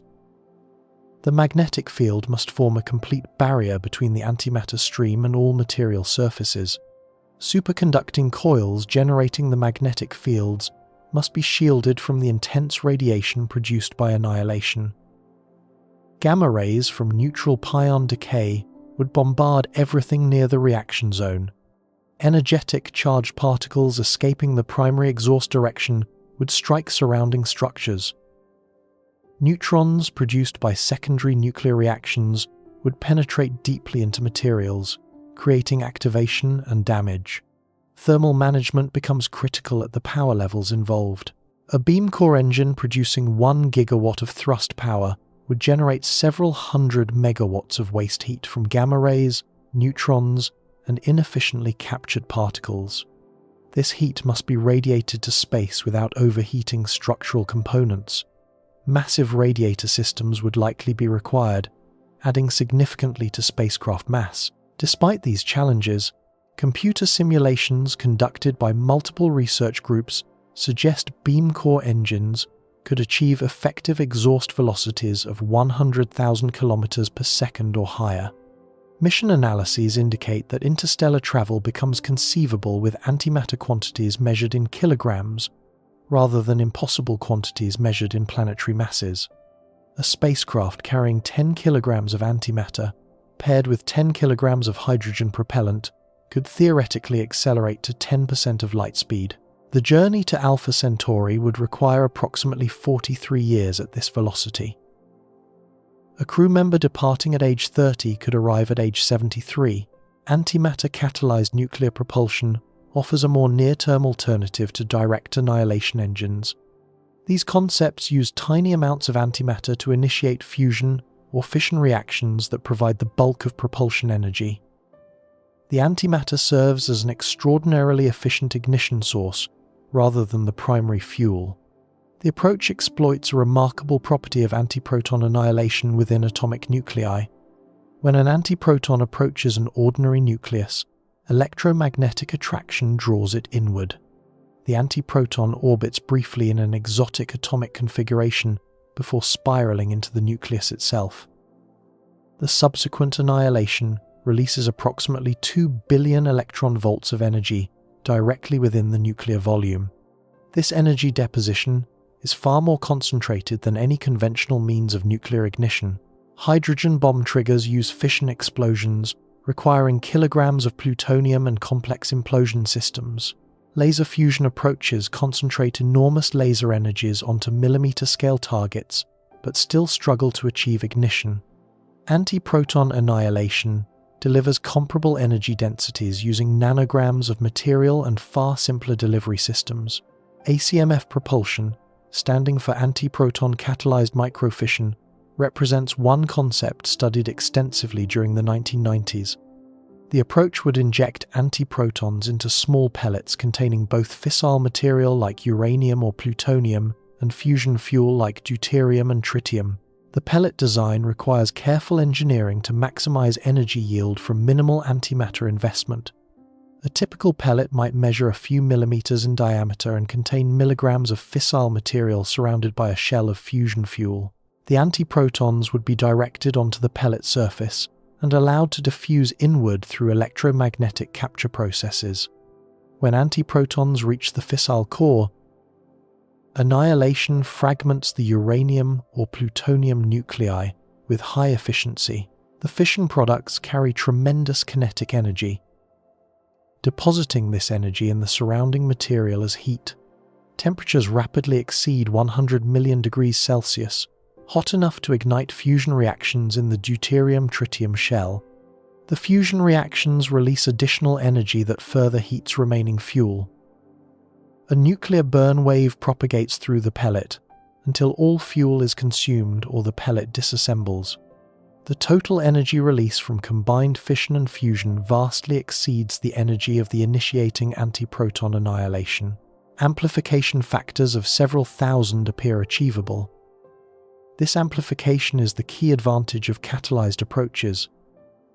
Antimatter requirements drop by factors of thousands compared to direct annihilation, while achieving comparable total energy release.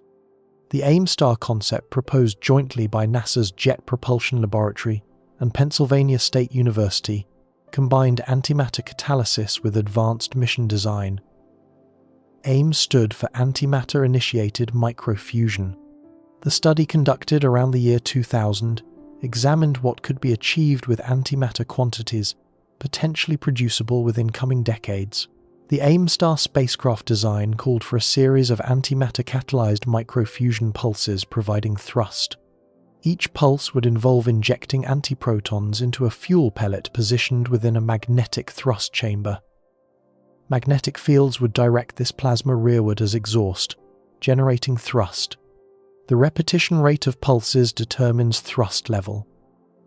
Firing one pellet per second at a given yield produces one level of thrust. Firing 10 pellets per second produces 10 times the thrust. The spacecraft would carry sufficient pellets and antimatter to sustain thrust throughout required mission phases. The study concluded that an AIM-STAR spacecraft could reach 250 astronomical units from the Sun within 10 years. 1 astronomical unit equals the average Earth-Sun distance, roughly 150 million kilometers. 250 astronomical units penetrates deep into the outer solar system, far beyond the Kuiper belt, into the inner reaches of the Oort cloud. For reference, the Voyager 1 spacecraft represents humanity's most distant artificial object. Launched in 1977, it has traveled approximately 165 astronomical units from the Sun as of recent measurements. This journey required nearly 50 years. AIM-STAR would exceed this distance in 10 years and continue accelerating toward even more distant destinations. For interstellar applications, AIM-STAR concepts projected travel times to Alpha Centauri of approximately 100 to 200 years. This exceeds a human lifetime substantially.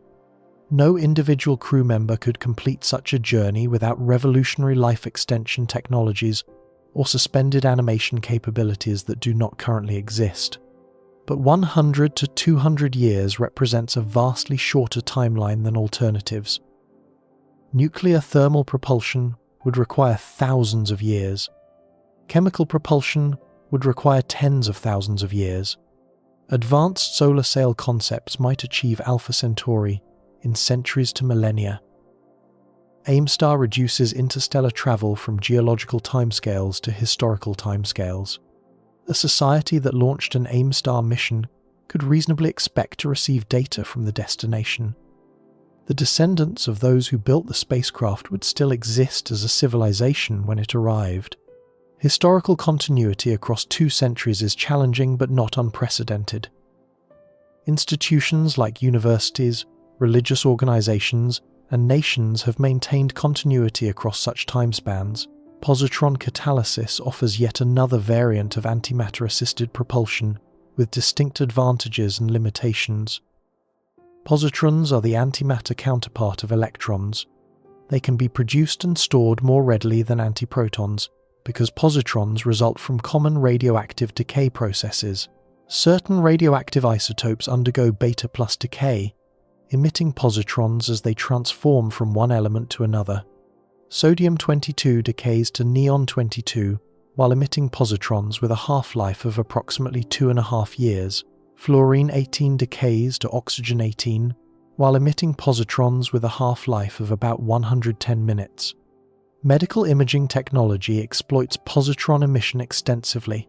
Positron emission tomography, or PET scanning, injects radioactive tracers into patients and detects the gamma rays produced when emitted positrons annihilate with electrons in tissue.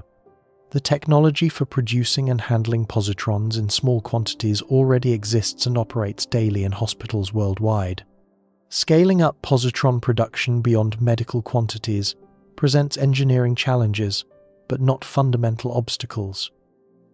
Nuclear reactors can produce the radioactive isotopes that emit positrons.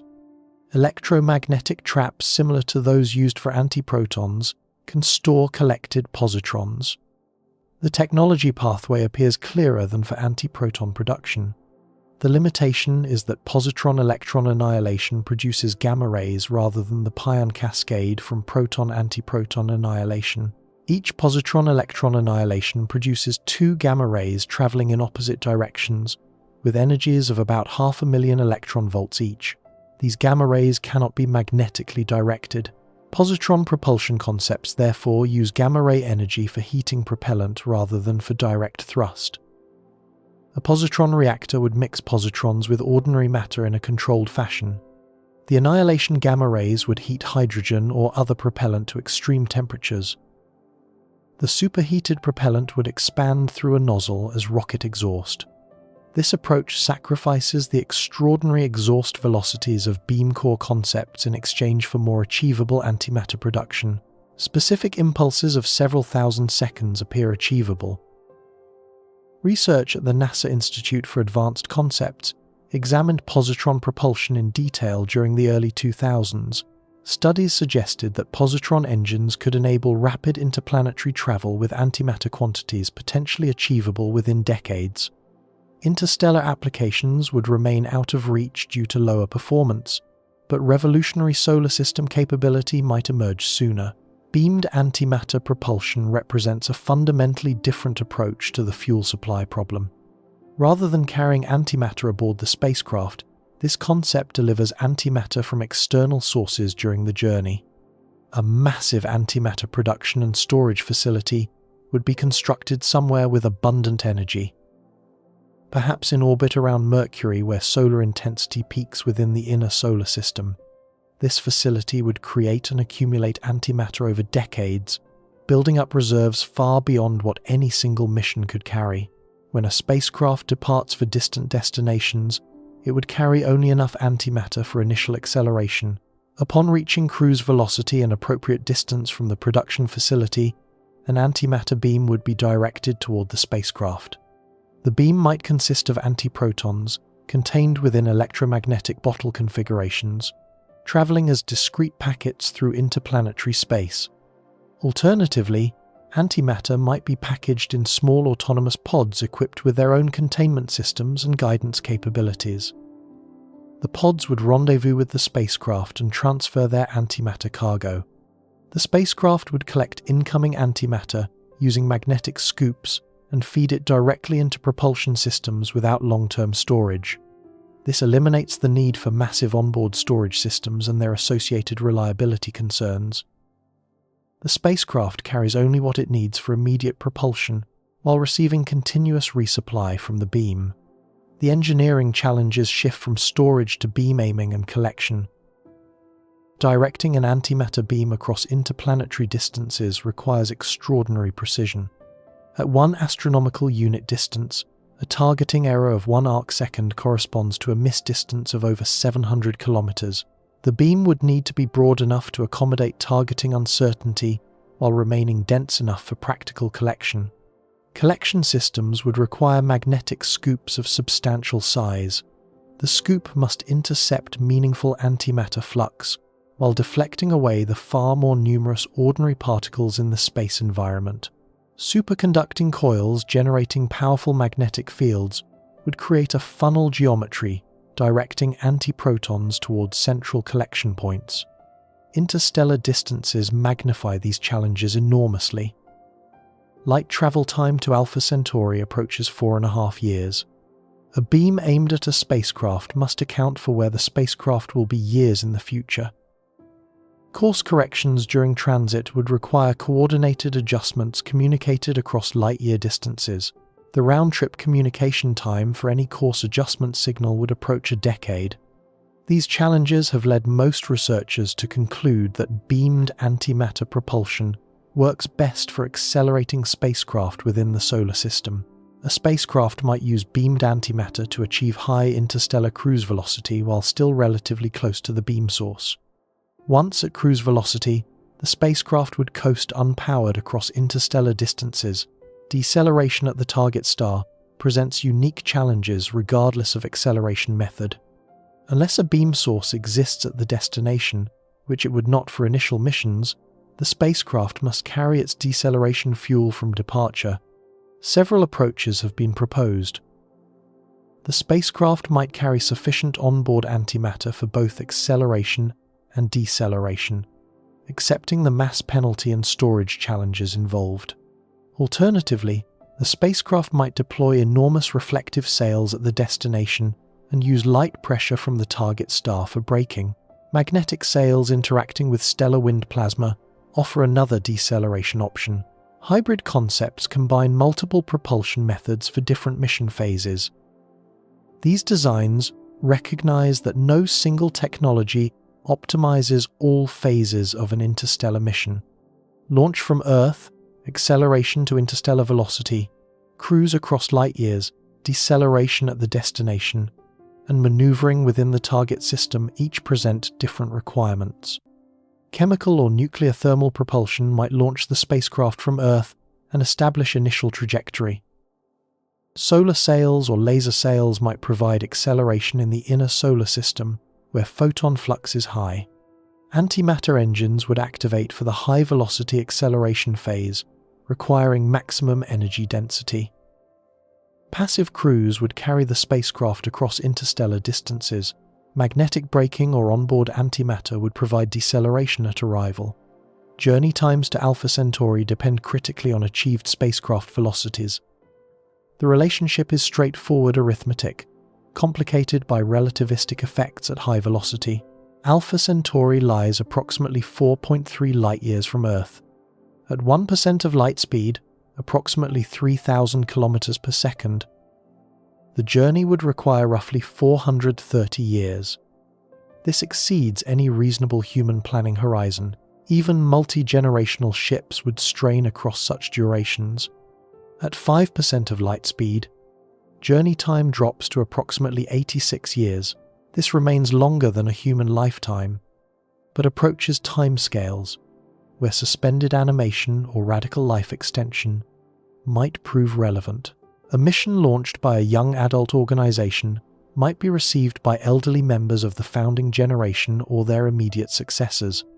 At 10% of light speed, the journey requires approximately 43 years. A crew departing in their late 20s might arrive in their early 70s. The mission becomes conceivable within individual human experience without requiring speculative technologies. Challenging, certainly, but not impossible. At 20% of light speed, journey time falls to approximately 22 years. Crew members departing at age 30 would arrive at age 52.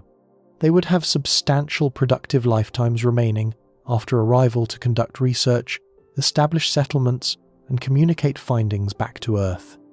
At 50% of light speed, Einstein's relativistic effects become significant.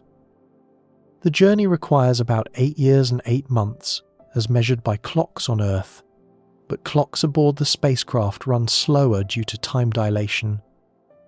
The crew would experience approximately 7.5 years of shipboard time. They would age less than observers on Earth by over a year. At 90% of light speed, time dilation becomes dramatic. The Earth-measured journey time drops to approximately 4 years and 9 months, but the shipboard time would be only about 2 years. The crew would cross over 4 light-years of space while aging just 24 months. The energy requirements for achieving such velocities scale dramatically with speed. Reaching 10% of light speed requires accelerating each kilogram of spacecraft to kinetic energy, equivalent to about 100 trillion joules. Reaching 90% of light speed requires kinetic energy, equivalent to over 1 quadrillion joules per kilogram, an increase of more than tenfold for less than doubling the effective journey speed. Project Daedalus, conducted by the British Interplanetary Society between 1973 and 1978, represents the first rigorous engineering study of a credible interstellar spacecraft design. The study predates serious consideration of antimatter propulsion, instead focusing on fusion propulsion using inertial confinement of deuterium and helium-3 fuel pellets. The Daedalus design called for a two-stage spacecraft with total initial mass of approximately 54,000 tons, mostly fuel. The first stage would accelerate the spacecraft to about 7% of light speed over 2 years of continuous operation. The second stage would continue acceleration to approximately 12% of light speed. Total journey time to Barnard's star, roughly 6 light-years distant, would be approximately 50 years. The design included remarkable engineering detail.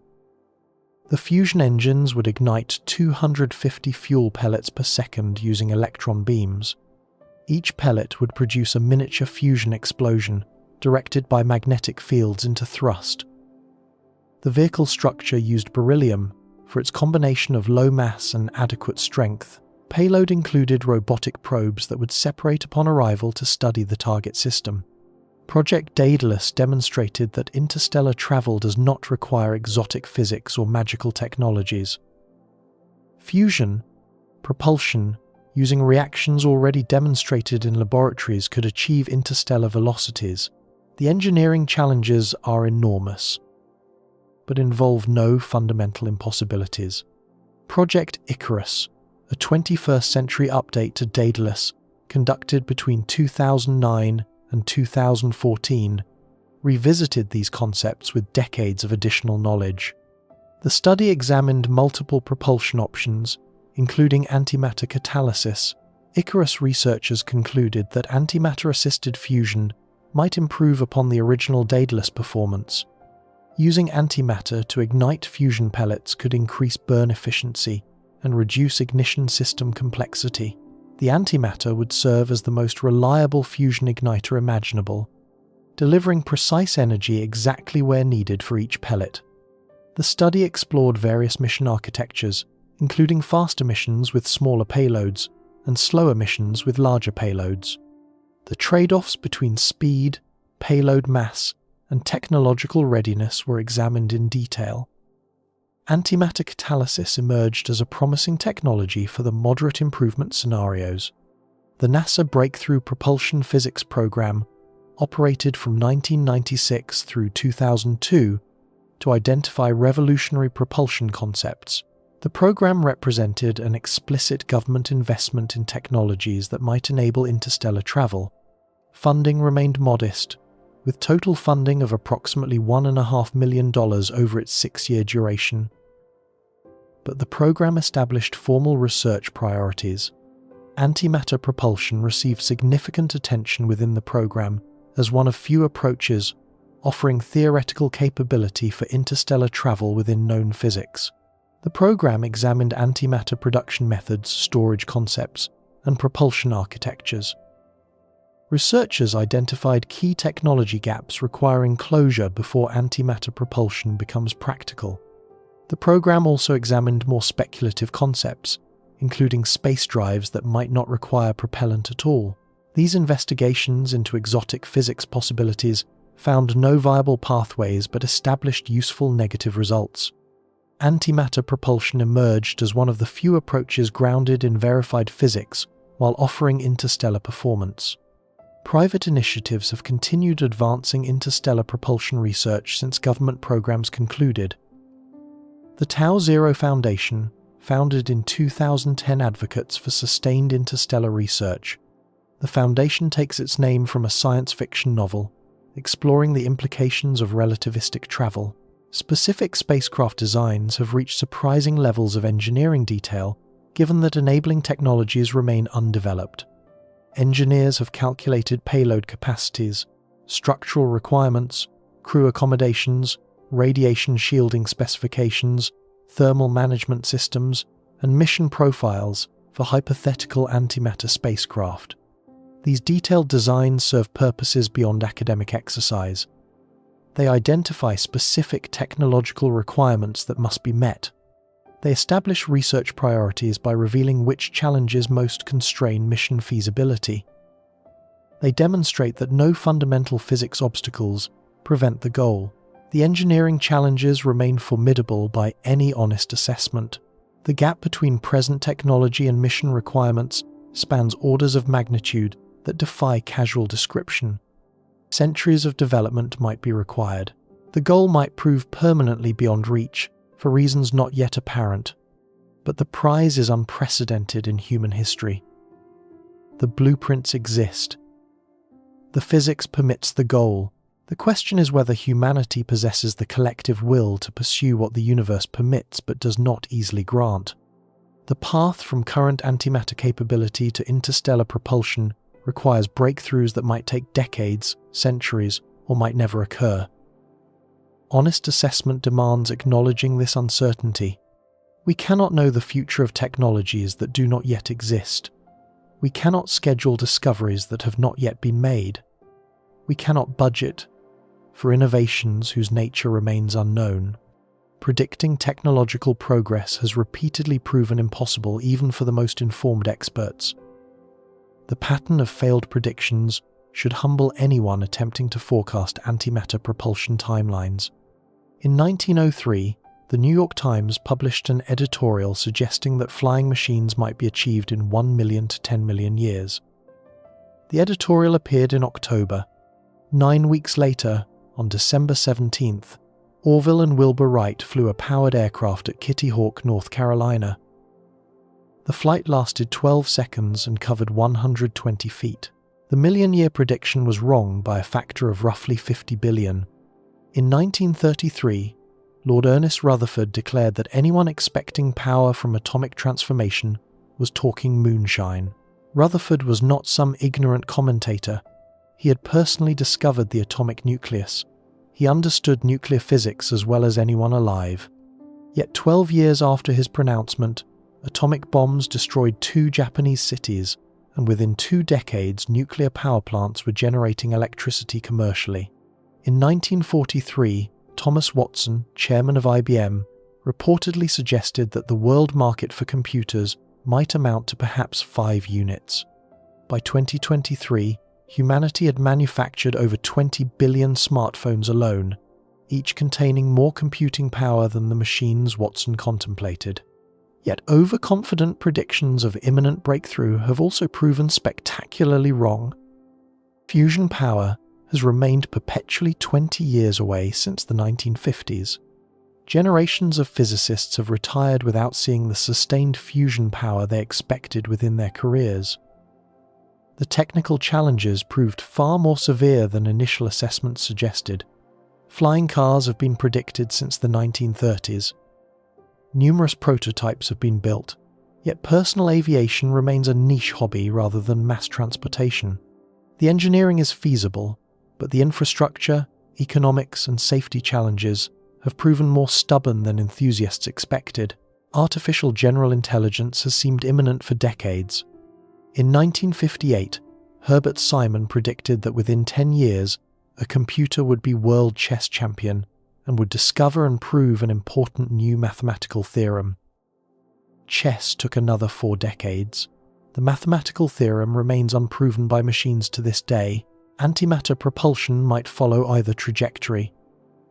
Revolutionary breakthroughs might compress expected development timelines dramatically, as happened with aviation and nuclear power. Or fundamental obstacles might emerge that make the goal permanently impractical, or at least far more difficult than current assessments suggest. The honest answer is that nobody knows which future awaits. Several developments could dramatically accelerate progress toward antimatter propulsion. Each represents a genuine possibility, grounded in known physics rather than fantasy. None is guaranteed. All require substantial research investment, even to assess their feasibility. Production breakthroughs might emerge from fundamentally new approaches to antimatter creation. Current particle accelerators were designed for physics research, not antimatter manufacturing. Every major accelerator facility in the world optimizes for collision, energy, and interaction rates useful for studying fundamental particles. Antimatter appears as an incidental byproduct captured for separate experiments. No major facility has ever been designed, built, and operated with antimatter production as its primary purpose. We do not know what such a facility could achieve, because nobody has tried to build one. The engineering optimization space remains almost entirely unexplored. Dedicated production facilities designed specifically for antimatter manufacturing might achieve efficiencies vastly exceeding current capabilities. Every component would be optimized for antiparticle yield per unit energy input. Target geometries would maximize antiproton production rather than physics measurement and convenience. Collection systems would capture larger fractions of produced antimatter. Cooling and storage systems would be integrated directly into the production chain. Such facilities have never been built because no application has justified the investment. Medical applications require only trace positron quantities available from radioactive sources. Physics research requires only the nanogram quantities current facilities provide. Military applications have not materialized despite occasional speculation. Only propulsion applications would require the quantities that would justify dedicated production infrastructure costing billions of dollars. Laser plasma acceleration represents one potentially transformational technology for antimatter production. These systems use intense laser pulses to create plasma waves that accelerate particles over extraordinarily short distances. When an intense laser pulse enters a plasma, the electric field of the light wave pushes electrons aside. This creates a wave of charge separation, traveling behind the laser pulse. The electric fields within this plasma wave can reach extraordinary intensities, hundreds of billions of volts per meter. Particles injected into these waves can ride them like surfers riding ocean waves, gaining enormous energy over short distances. Conventional particle accelerators achieve acceleration gradients of tens of millions of volts per meter. Laser plasma accelerators have demonstrated gradients exceeding 100 billion volts per meter, an improvement of several thousand times. Acceleration requiring kilometers in conventional machines could potentially occur in centimeters. Research on laser plasma acceleration continues at major laboratories worldwide. The technology has demonstrated electron acceleration to energies exceeding several billion electron volts over distances of just a few centimeters. Proton acceleration has proven more challenging but continues advancing. If laser plasma technology could be adapted for antimatter production, the implications would be profound. A production facility occupying a single building might achieve output currently requiring kilometers of conventional accelerator infrastructure. The capital costs would drop by orders of magnitude. The operating efficiency might improve correspondingly if the intense acceleration gradients translate to improved antimatter yields. Muon-based production systems offer another potential pathway. Muons are unstable particles with masses between electrons and protons. They can be created in large quantities by bombarding targets with intense proton beams. The resulting muons live only about 2 microseconds on average, but can be captured, cooled, and used before they decay. Muon collider concepts have been studied for decades as potential tools for fundamental physics research. The same technology might enable improved antimatter production. Muon-anti-muon collisions produce cleaner energy conversion than proton collisions because muons are fundamental particles without internal structure. The collision energy converts more efficiently into new particle-antiparticle pairs. Several laboratory groups continue developing muon collider concepts. The technology requires solving substantial challenges, including rapid cooling of muon beams before decay and fast acceleration through the brief muon lifetime. Progress has been steady if slow. Successful development for physics applications would create spin-off opportunities for antimatter production. Positron harvesting from radioactive sources provides a near-term option requiring no fundamental breakthroughs. Radioactive isotopes that emit positrons are routinely produced for medical imaging applications. Scaling up production beyond medical quantities presents engineering challenges but no physics obstacles. A dedicated positron production facility might use nuclear reactors to create radioactive isotopes in large quantities. Automated handling systems would extract the isotopes and collect emitted positrons using electromagnetic traps. The technology pathway is clear, even if the engineering details require substantial development. Positrons are easier to produce than antiprotons, but less useful for high-performance propulsion. Positron-electron annihilation produces gamma rays rather than the pion cascades from proton-antiproton annihilation. Gamma rays cannot be magnetically directed into thrust. Positron propulsion would use gamma-ray energy to heat propellant rather than for direct thrust, sacrificing the extreme exhaust velocities that make antimatter attractive for interstellar applications. Space-based antimatter collection could potentially exceed terrestrial production through entirely different means. The universe continuously creates antimatter through cosmic ray interactions far more powerful than any human accelerator. Harvesting this naturally produced antimatter might prove more practical than creating antimatter from scratch. The engineering challenges of space-based collection are substantial but well-defined. Magnetic scoops would need to be deployed at enormous scales to intercept meaningful particle fluxes. Superconducting systems would need to operate reliably in space environments for decades. Power systems would need to sustain scoop operations far from the Sun where solar energy diminishes. Jupiter's magnetosphere presents the most promising near-term collection opportunity. The giant planet's intense magnetic field concentrates antiprotons, produced by cosmic ray interactions throughout the Jovian system. A spacecraft operating within Jupiter's radiation belts might accumulate antiprotons at rates vastly exceeding terrestrial production. The challenges include surviving Jupiter's intense radiation environment, deploying collection systems large enough to capture meaningful flux, and storing accumulated antimatter for eventual transport. Each challenge appears solvable with sufficient engineering investment, though the required investment would be substantial. Storage breakthroughs are equally essential to practical applications. Creating antimatter accomplishes nothing if the antimatter annihilates before it can be used. Current storage technology holds microscopic quantities for limited durations. The fundamental physics of electromagnetic confinement is well understood. The gap between current capability and requirements spans many orders of magnitude. Higher field superconducting magnets might enable denser storage within more compact volumes. Superconductor technology continues advancing through materials research. High-temperature superconductors that operate at more accessible temperatures could simplify cooling requirements. Higher critical currents could enable stronger confining fields. Novel trap geometries might mitigate plasma instabilities that limit storage density in current designs.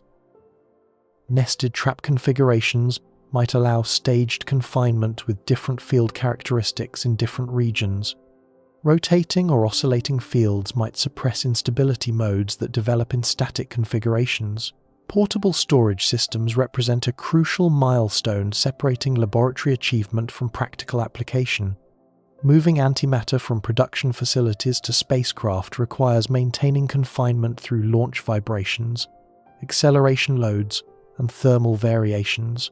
Current laboratory traps operate in carefully controlled environments. The PBAR collaboration at CERN developed concepts for transportable antiproton traps that could deliver antimatter to external experiments. The designs addressed vibration, isolation, portable power systems, vacuum maintenance during transport, and magnetic field stability under variable conditions. Similar designs, scaled to larger capacities, could eventually enable spacecraft applications. Solid-state antimatter storage seems almost paradoxical. How could solid matter store antimatter without immediate annihilation? Yet theoretical investigations suggest possible approaches. Antihydrogen atoms might be stabilized within crystal lattice structures where quantum mechanical effects suppress annihilation. The concept exploits the wave nature of quantum particles. Atoms are not hard spheres that inevitably contact each other when close. Atoms are quantum probability distributions that can overlap slightly without total overlap.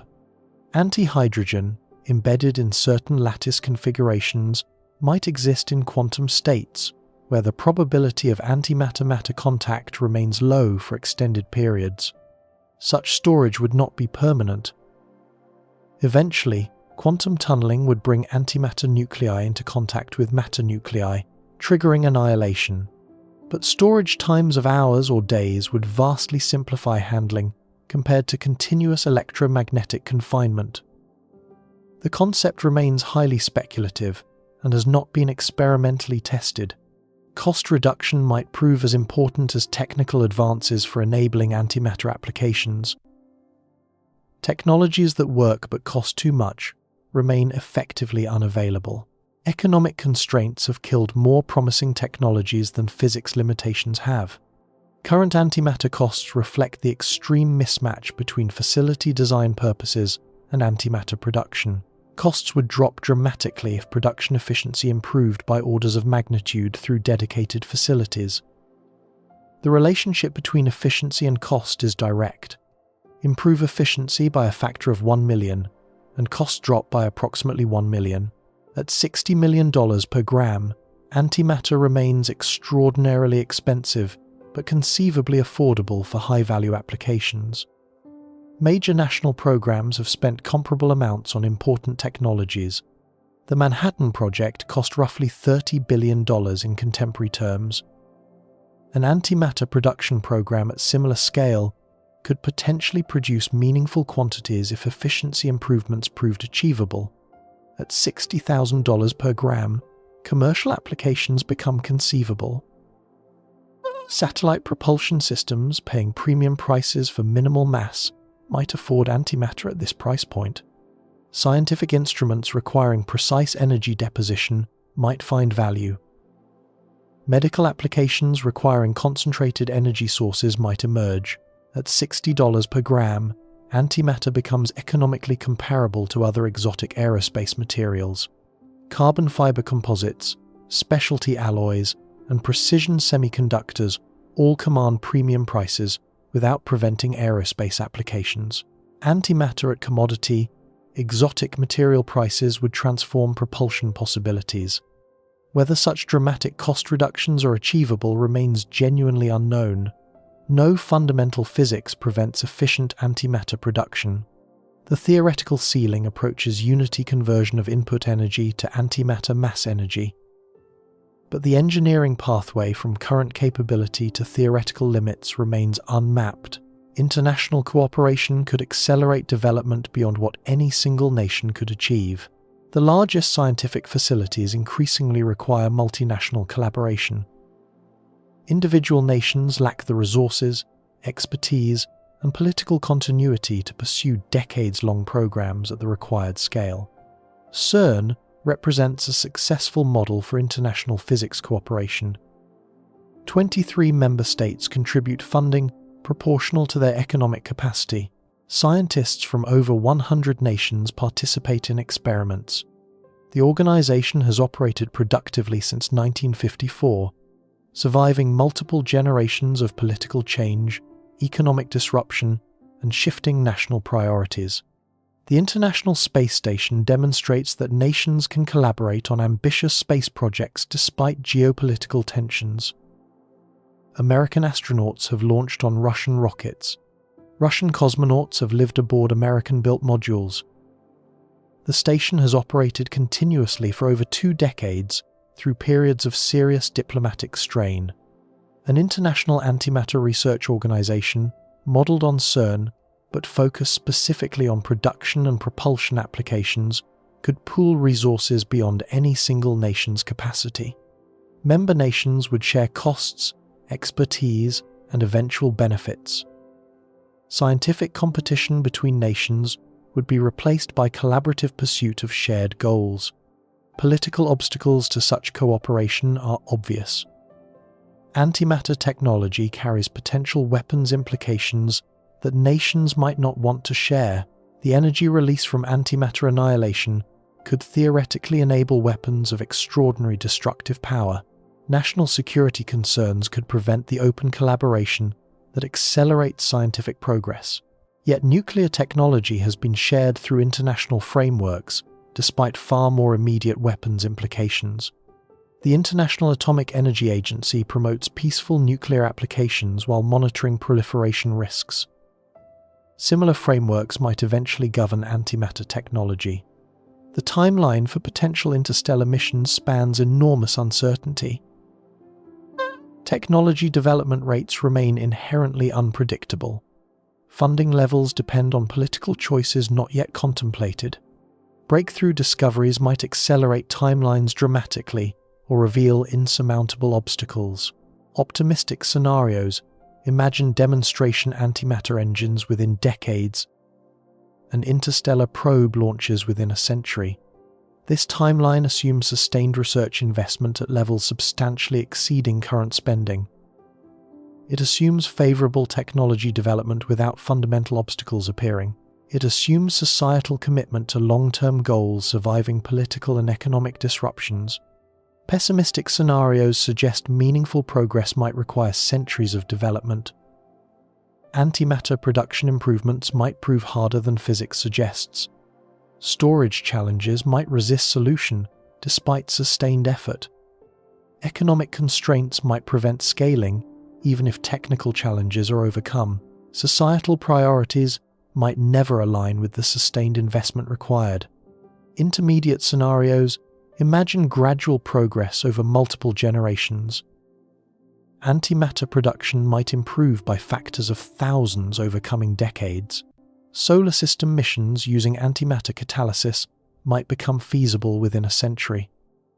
These scenarios are speculation, not prediction. Nobody possesses knowledge sufficient to forecast technology development across century timescales. The best we can do is identify possibilities and work toward preferred outcomes. Competing propulsion concepts offer alternative paths to interstellar capability that might prove more accessible than antimatter. Each alternative carries distinct challenges and limitations. None matches antimatter's theoretical performance, but some might prove more practically achievable within foreseeable timelines. Solar sails using laser propulsion from the inner solar system could potentially achieve interstellar velocities without exotic fuel production.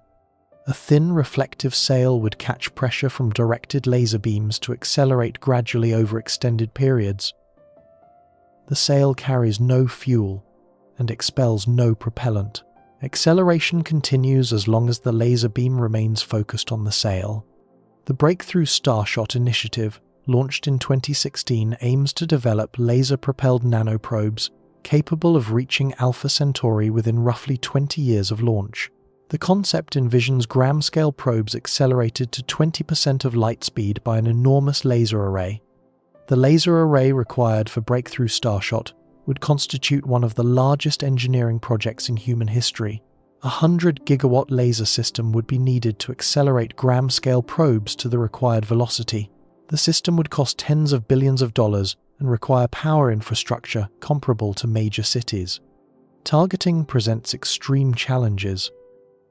The laser beam must remain focused on a sail measuring meters across, while the sail accelerates to 20% of light speed.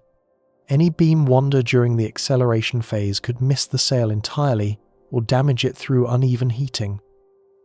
The precision required exceeds current tracking technology by substantial margins. The probes cannot decelerate at the destination. They would flash through the Alpha Centauri system at 20% of light speed, having perhaps hours to conduct observations before distance renders communication impossible. The science return would be valuable, but limited compared to missions capable of entering orbit or landing. Fusion propulsion remains under active development for both terrestrial power and space applications. If sustained fusion power becomes practical for energy generation, the same technology might enable spacecraft propulsion. Fusion exhaust velocities exceed chemical and fission alternatives by large factors, while requiring fuel available throughout the solar system. Deuterium and helium-3 fusion offers the highest performance among practical fusion fuel cycles. Helium-3 is rare on Earth but believed abundant on the Moon and in the atmospheres of gas giant planets. A solar system infrastructure capable of harvesting helium-3 might enable fusion-powered interstellar missions. Fusion propulsion awaits demonstration of sustained net energy output. Despite 70 years of research and hundreds of billions of dollars in cumulative investment, no fusion reactor has yet generated more energy than it consumed. Recent advances in magnetic confinement and inertial fusion suggest that net energy production might be achieved within coming years or decades. Nuclear pulse propulsion using sequential nuclear explosions was seriously studied in Project Orion between 1958 and 1965. The concept would detonate nuclear bombs behind a massive pusher plate, using the explosion impulse to accelerate the spacecraft. Orion studies concluded that the concept was technically feasible. Test flights were planned. A small-scale proof of concept using chemical explosives was successfully demonstrated. The project was ultimately cancelled due to concerns about nuclear testing in space and the fallout from launch through Earth's atmosphere. The physics remained sound. Modern variants might use pure fusion bombs without fission triggers, eliminating radioactive fallout concerns. Bombs could be launched to orbit using conventional rockets before being loaded onto the spacecraft, avoiding atmospheric nuclear detonation. Political obstacles would be severe. International treaties prohibit nuclear explosions in space. Public opposition to nuclear propulsion would likely be intense, yet the performance potential is substantial. Orion-class nuclear pulse vehicles could potentially achieve 5 to 10% of light speed, enabling interstellar missions within century timescales. Generation ships represent a fundamentally different approach to interstellar travel. Rather than achieving velocities that enable journey times within individual lifetimes, generation ships would travel slowly while sustaining human populations across many generations. A generation ship traveling at 1% of light speed would require over 4 centuries to reach Alpha Centauri. Their children would be born, live, and die without ever knowing Earth. Their grandchildren and great-grandchildren and great-great-grandchildren would continue the journey. Eventually, after perhaps 15 or 20 generations, descendants of the original crew would arrive at the destination. The engineering challenges shift from propulsion to life support and social sustainability. The ship must recycle all resources perfectly for centuries. Air, water, food, and materials must circulate through closed loops without loss. Any consumable that cannot be recycled becomes a countdown timer to mission failure. Social sustainability presents challenges without engineering solutions. How do you maintain a functional society across 20 generations in an isolated, enclosed environment? How do you prevent social breakdown, conflict, or cultural drift that abandons the mission's purpose? How do you ensure that Generation 15 still remembers why the journey began and still cares about reaching the destination? No human society has maintained continuity of purpose across such timescales. Religions persist for millennia, but evolve continuously. Nations rise and fall across centuries. Languages change until ancient texts become unreadable. The social engineering required for generation ships exceeds anything human societies have achieved. Antimatter propulsion remains the only approach offering direct physics capability for rapid interstellar travel within individual human lifetimes. The energy density is unmatched by any alternative. The theoretical exhaust velocities reach the maximum possible for any reaction propulsion system. The mathematics works cleanly at every scale. Examined, the philosophical implications of interstellar capability extend into questions about human identity, purpose, and future that transcend technology entirely. Earthbound humanity remains vulnerable to extinction from planetary catastrophes. This is not speculation or fear-mongering. It is geological fact. Mass extinctions have occurred repeatedly throughout Earth's history. Earlier extinctions were even more severe. The Permian-Triassic extinction eliminated over 90% of all species. Human civilization faces additional extinction risks beyond natural catastrophes. Nuclear warfare could render Earth uninhabitable for complex life. Engineered pandemics could potentially eliminate human populations while leaving other species intact. Artificial intelligence systems might eventually pose existential risks through paths difficult to anticipate. Climate change, while unlikely to cause human extinction directly, could devastate civilization and foreclose possibilities for recovery. A collapsed civilization might never regain the technological capacity for space travel. The window for becoming a spacefaring species might close permanently. All of human history, art, science, philosophy, music, literature, and culture exists on a single fragile world. Every achievement of every human who has ever lived could vanish in a single catastrophic event. Every memory of everything humanity has accomplished could be erased as if it never existed. Spreading to multiple star systems provides insurance against extinction that no planetary defense can match. Asteroid deflection systems might protect against impacts. Pandemic preparedness might limit disease spread. Arms control might reduce nuclear risks. But no Earth-based system protects against all possible catastrophes simultaneously. A species established across multiple stellar neighborhoods becomes essentially unkillable in cosmic terms. Even catastrophes destroying entire solar systems could not eliminate humanity if humans inhabit dozens or hundreds of systems. The species becomes permanent, on timescales approaching the lifetime of the universe. But interstellar distances impose isolation that would transform what it means to be human. Light travels at the fastest speed the universe permits. Yet light from Alpha Centauri takes over 4 years to reach Earth. A message sent would require 4 years for delivery. A response would require another 4 years for return. A simple conversation would span nearly a decade per exchange. Governance across such distances becomes effectively impossible. By the time Earth learned of a crisis at Alpha Centauri and formulated a response, the crisis would be resolved or catastrophically concluded years before the response arrived. Each stellar colony would necessarily govern itself with complete autonomy. Coordination with other colonies, or with Earth, would be limited to long-term planning and information exchange. Real-time collaboration across light years is physically impossible regardless of technology. Cultural drift across centuries of separation would likely produce societies increasingly alien to each other. Language evolves continuously. English from 500 years ago is barely comprehensible to modern speakers. Chaucer's Middle English requires translation. Old English might as well be a foreign language. Colonies separated for comparable periods would develop mutually unintelligible speech. Values, customs, beliefs, and social structures would diverge without shared experience to maintain commonality. Different stellar environments would pose different challenges, requiring different adaptations. Cultures shaped by different challenges would develop different character. Biological evolution across millennia might produce distinct human variants. Natural selection would favor different traits in different environments. Genetic drift in isolated populations would accumulate random differences.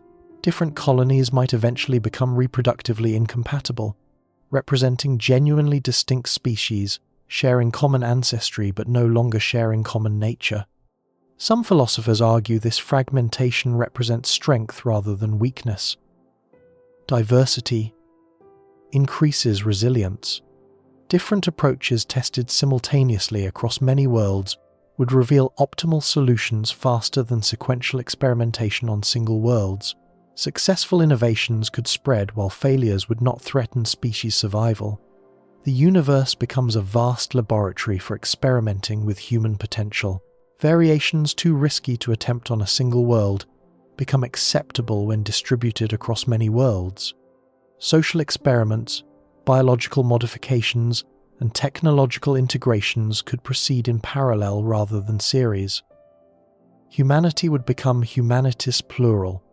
Others worry about loss of shared identity that interstellar distances would impose. What does it mean to be human when different populations share no common experience across generations? Would descendants separated for millennia recognize each other as the same kind of being? Would they feel kinship or regard each other as alien? The unity humans feel with all other humans derives from shared evolutionary history and continuous cultural contact. We recognize others as human because we share ancestors, share cultures, share experiences, share struggles. Interstellar separation would sever these connections progressively until nothing remained but abstract genetic relationship. These questions cannot be answered before facing the reality of interstellar dispersal. They represent choices that future generations must make, not problems that current generations can solve. But they deserve consideration as humanity approaches decisions about pursuing interstellar capability. The choice to become interstellar is also a choice about what kind of species humanity wishes to become. The detection of thousands of exoplanets over the past 3 decades has transformed speculation about interstellar destinations into concrete knowledge about specific worlds. Before 1995, no planet had ever been confirmed orbiting a sun-like star other than our own. Now we know of over 5,000 confirmed exoplanets, with thousands more candidates awaiting verification. The Kepler Space Telescope revolutionized exoplanet detection between 2009 and 2018. By monitoring brightness variations as planets passed in front of their host stars, Kepler discovered over 2,700 confirmed exoplanets.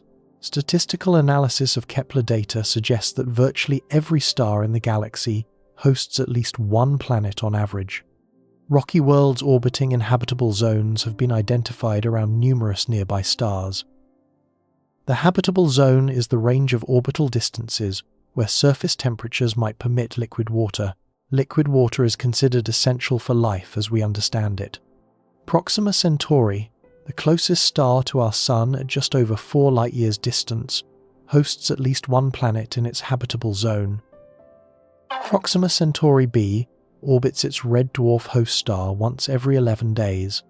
The planet receives similar total radiation to Earth despite its much closer orbit because Proxima Centauri is far dimmer than our Sun. Whether Proxima b could support life remains unknown. Red dwarf stars produce intense flares that might strip planetary atmospheres. Planets orbiting so close might become tidally locked with one face permanently toward the star. The habitability question can only be resolved by direct observation, perhaps by interstellar probes. TRAPPIST-1, a red dwarf star roughly 40 light-years distant, hosts 7 Earth-sized planets, several within the habitable zone. This system demonstrates that compact planetary systems containing multiple potentially habitable worlds can exist. Interstellar travelers might find not single destinations, but entire systems of promising worlds to explore. Current estimates suggest the Milky Way contains billions of Earth-sized planets in habitable zones. The number of potential destinations for interstellar colonization defies comprehension. Whatever challenges antimatter propulsion presents, lack of destinations is not among them. Whether these worlds harbor life remains the most profound unanswered question in science. If life proves common throughout the galaxy, interstellar travel becomes contact rather than colonization. Travelers would encounter existing ecosystems, perhaps existing intelligences. The ethical implications would be staggering. If life proves rare or unique to Earth, interstellar travel becomes dispersal into empty territory awaiting habitation. Sterile worlds might eventually be terraformed into new Earths. Humanity might literally fill the galaxy over millions of years. The search for extraterrestrial intelligence has detected no confirmed signals, despite over 6 decades of systematic effort. The SETI Institute and numerous academic programs have scanned the sky for artificial radio signals. The Breakthrough Listen initiative is conducting the most comprehensive search ever attempted. No aliens have been detected. This silence poses a puzzle known as the Fermi paradox. The galaxy is over 13 billion years old. If intelligent life emerges with any reasonable probability, civilizations should have arisen billions of years before Earth formed. Yet, we see no evidence of their presence. Various explanations have been proposed. Perhaps, intelligent life is far rarer than optimistic estimates suggest. Perhaps civilizations typically destroy themselves before achieving interstellar capability. Perhaps they transcend into forms we cannot recognize or detect. Perhaps they exist but deliberately avoid contact with primitive species like ourselves. The implications for antimatter propulsion depend on which explanation proves correct.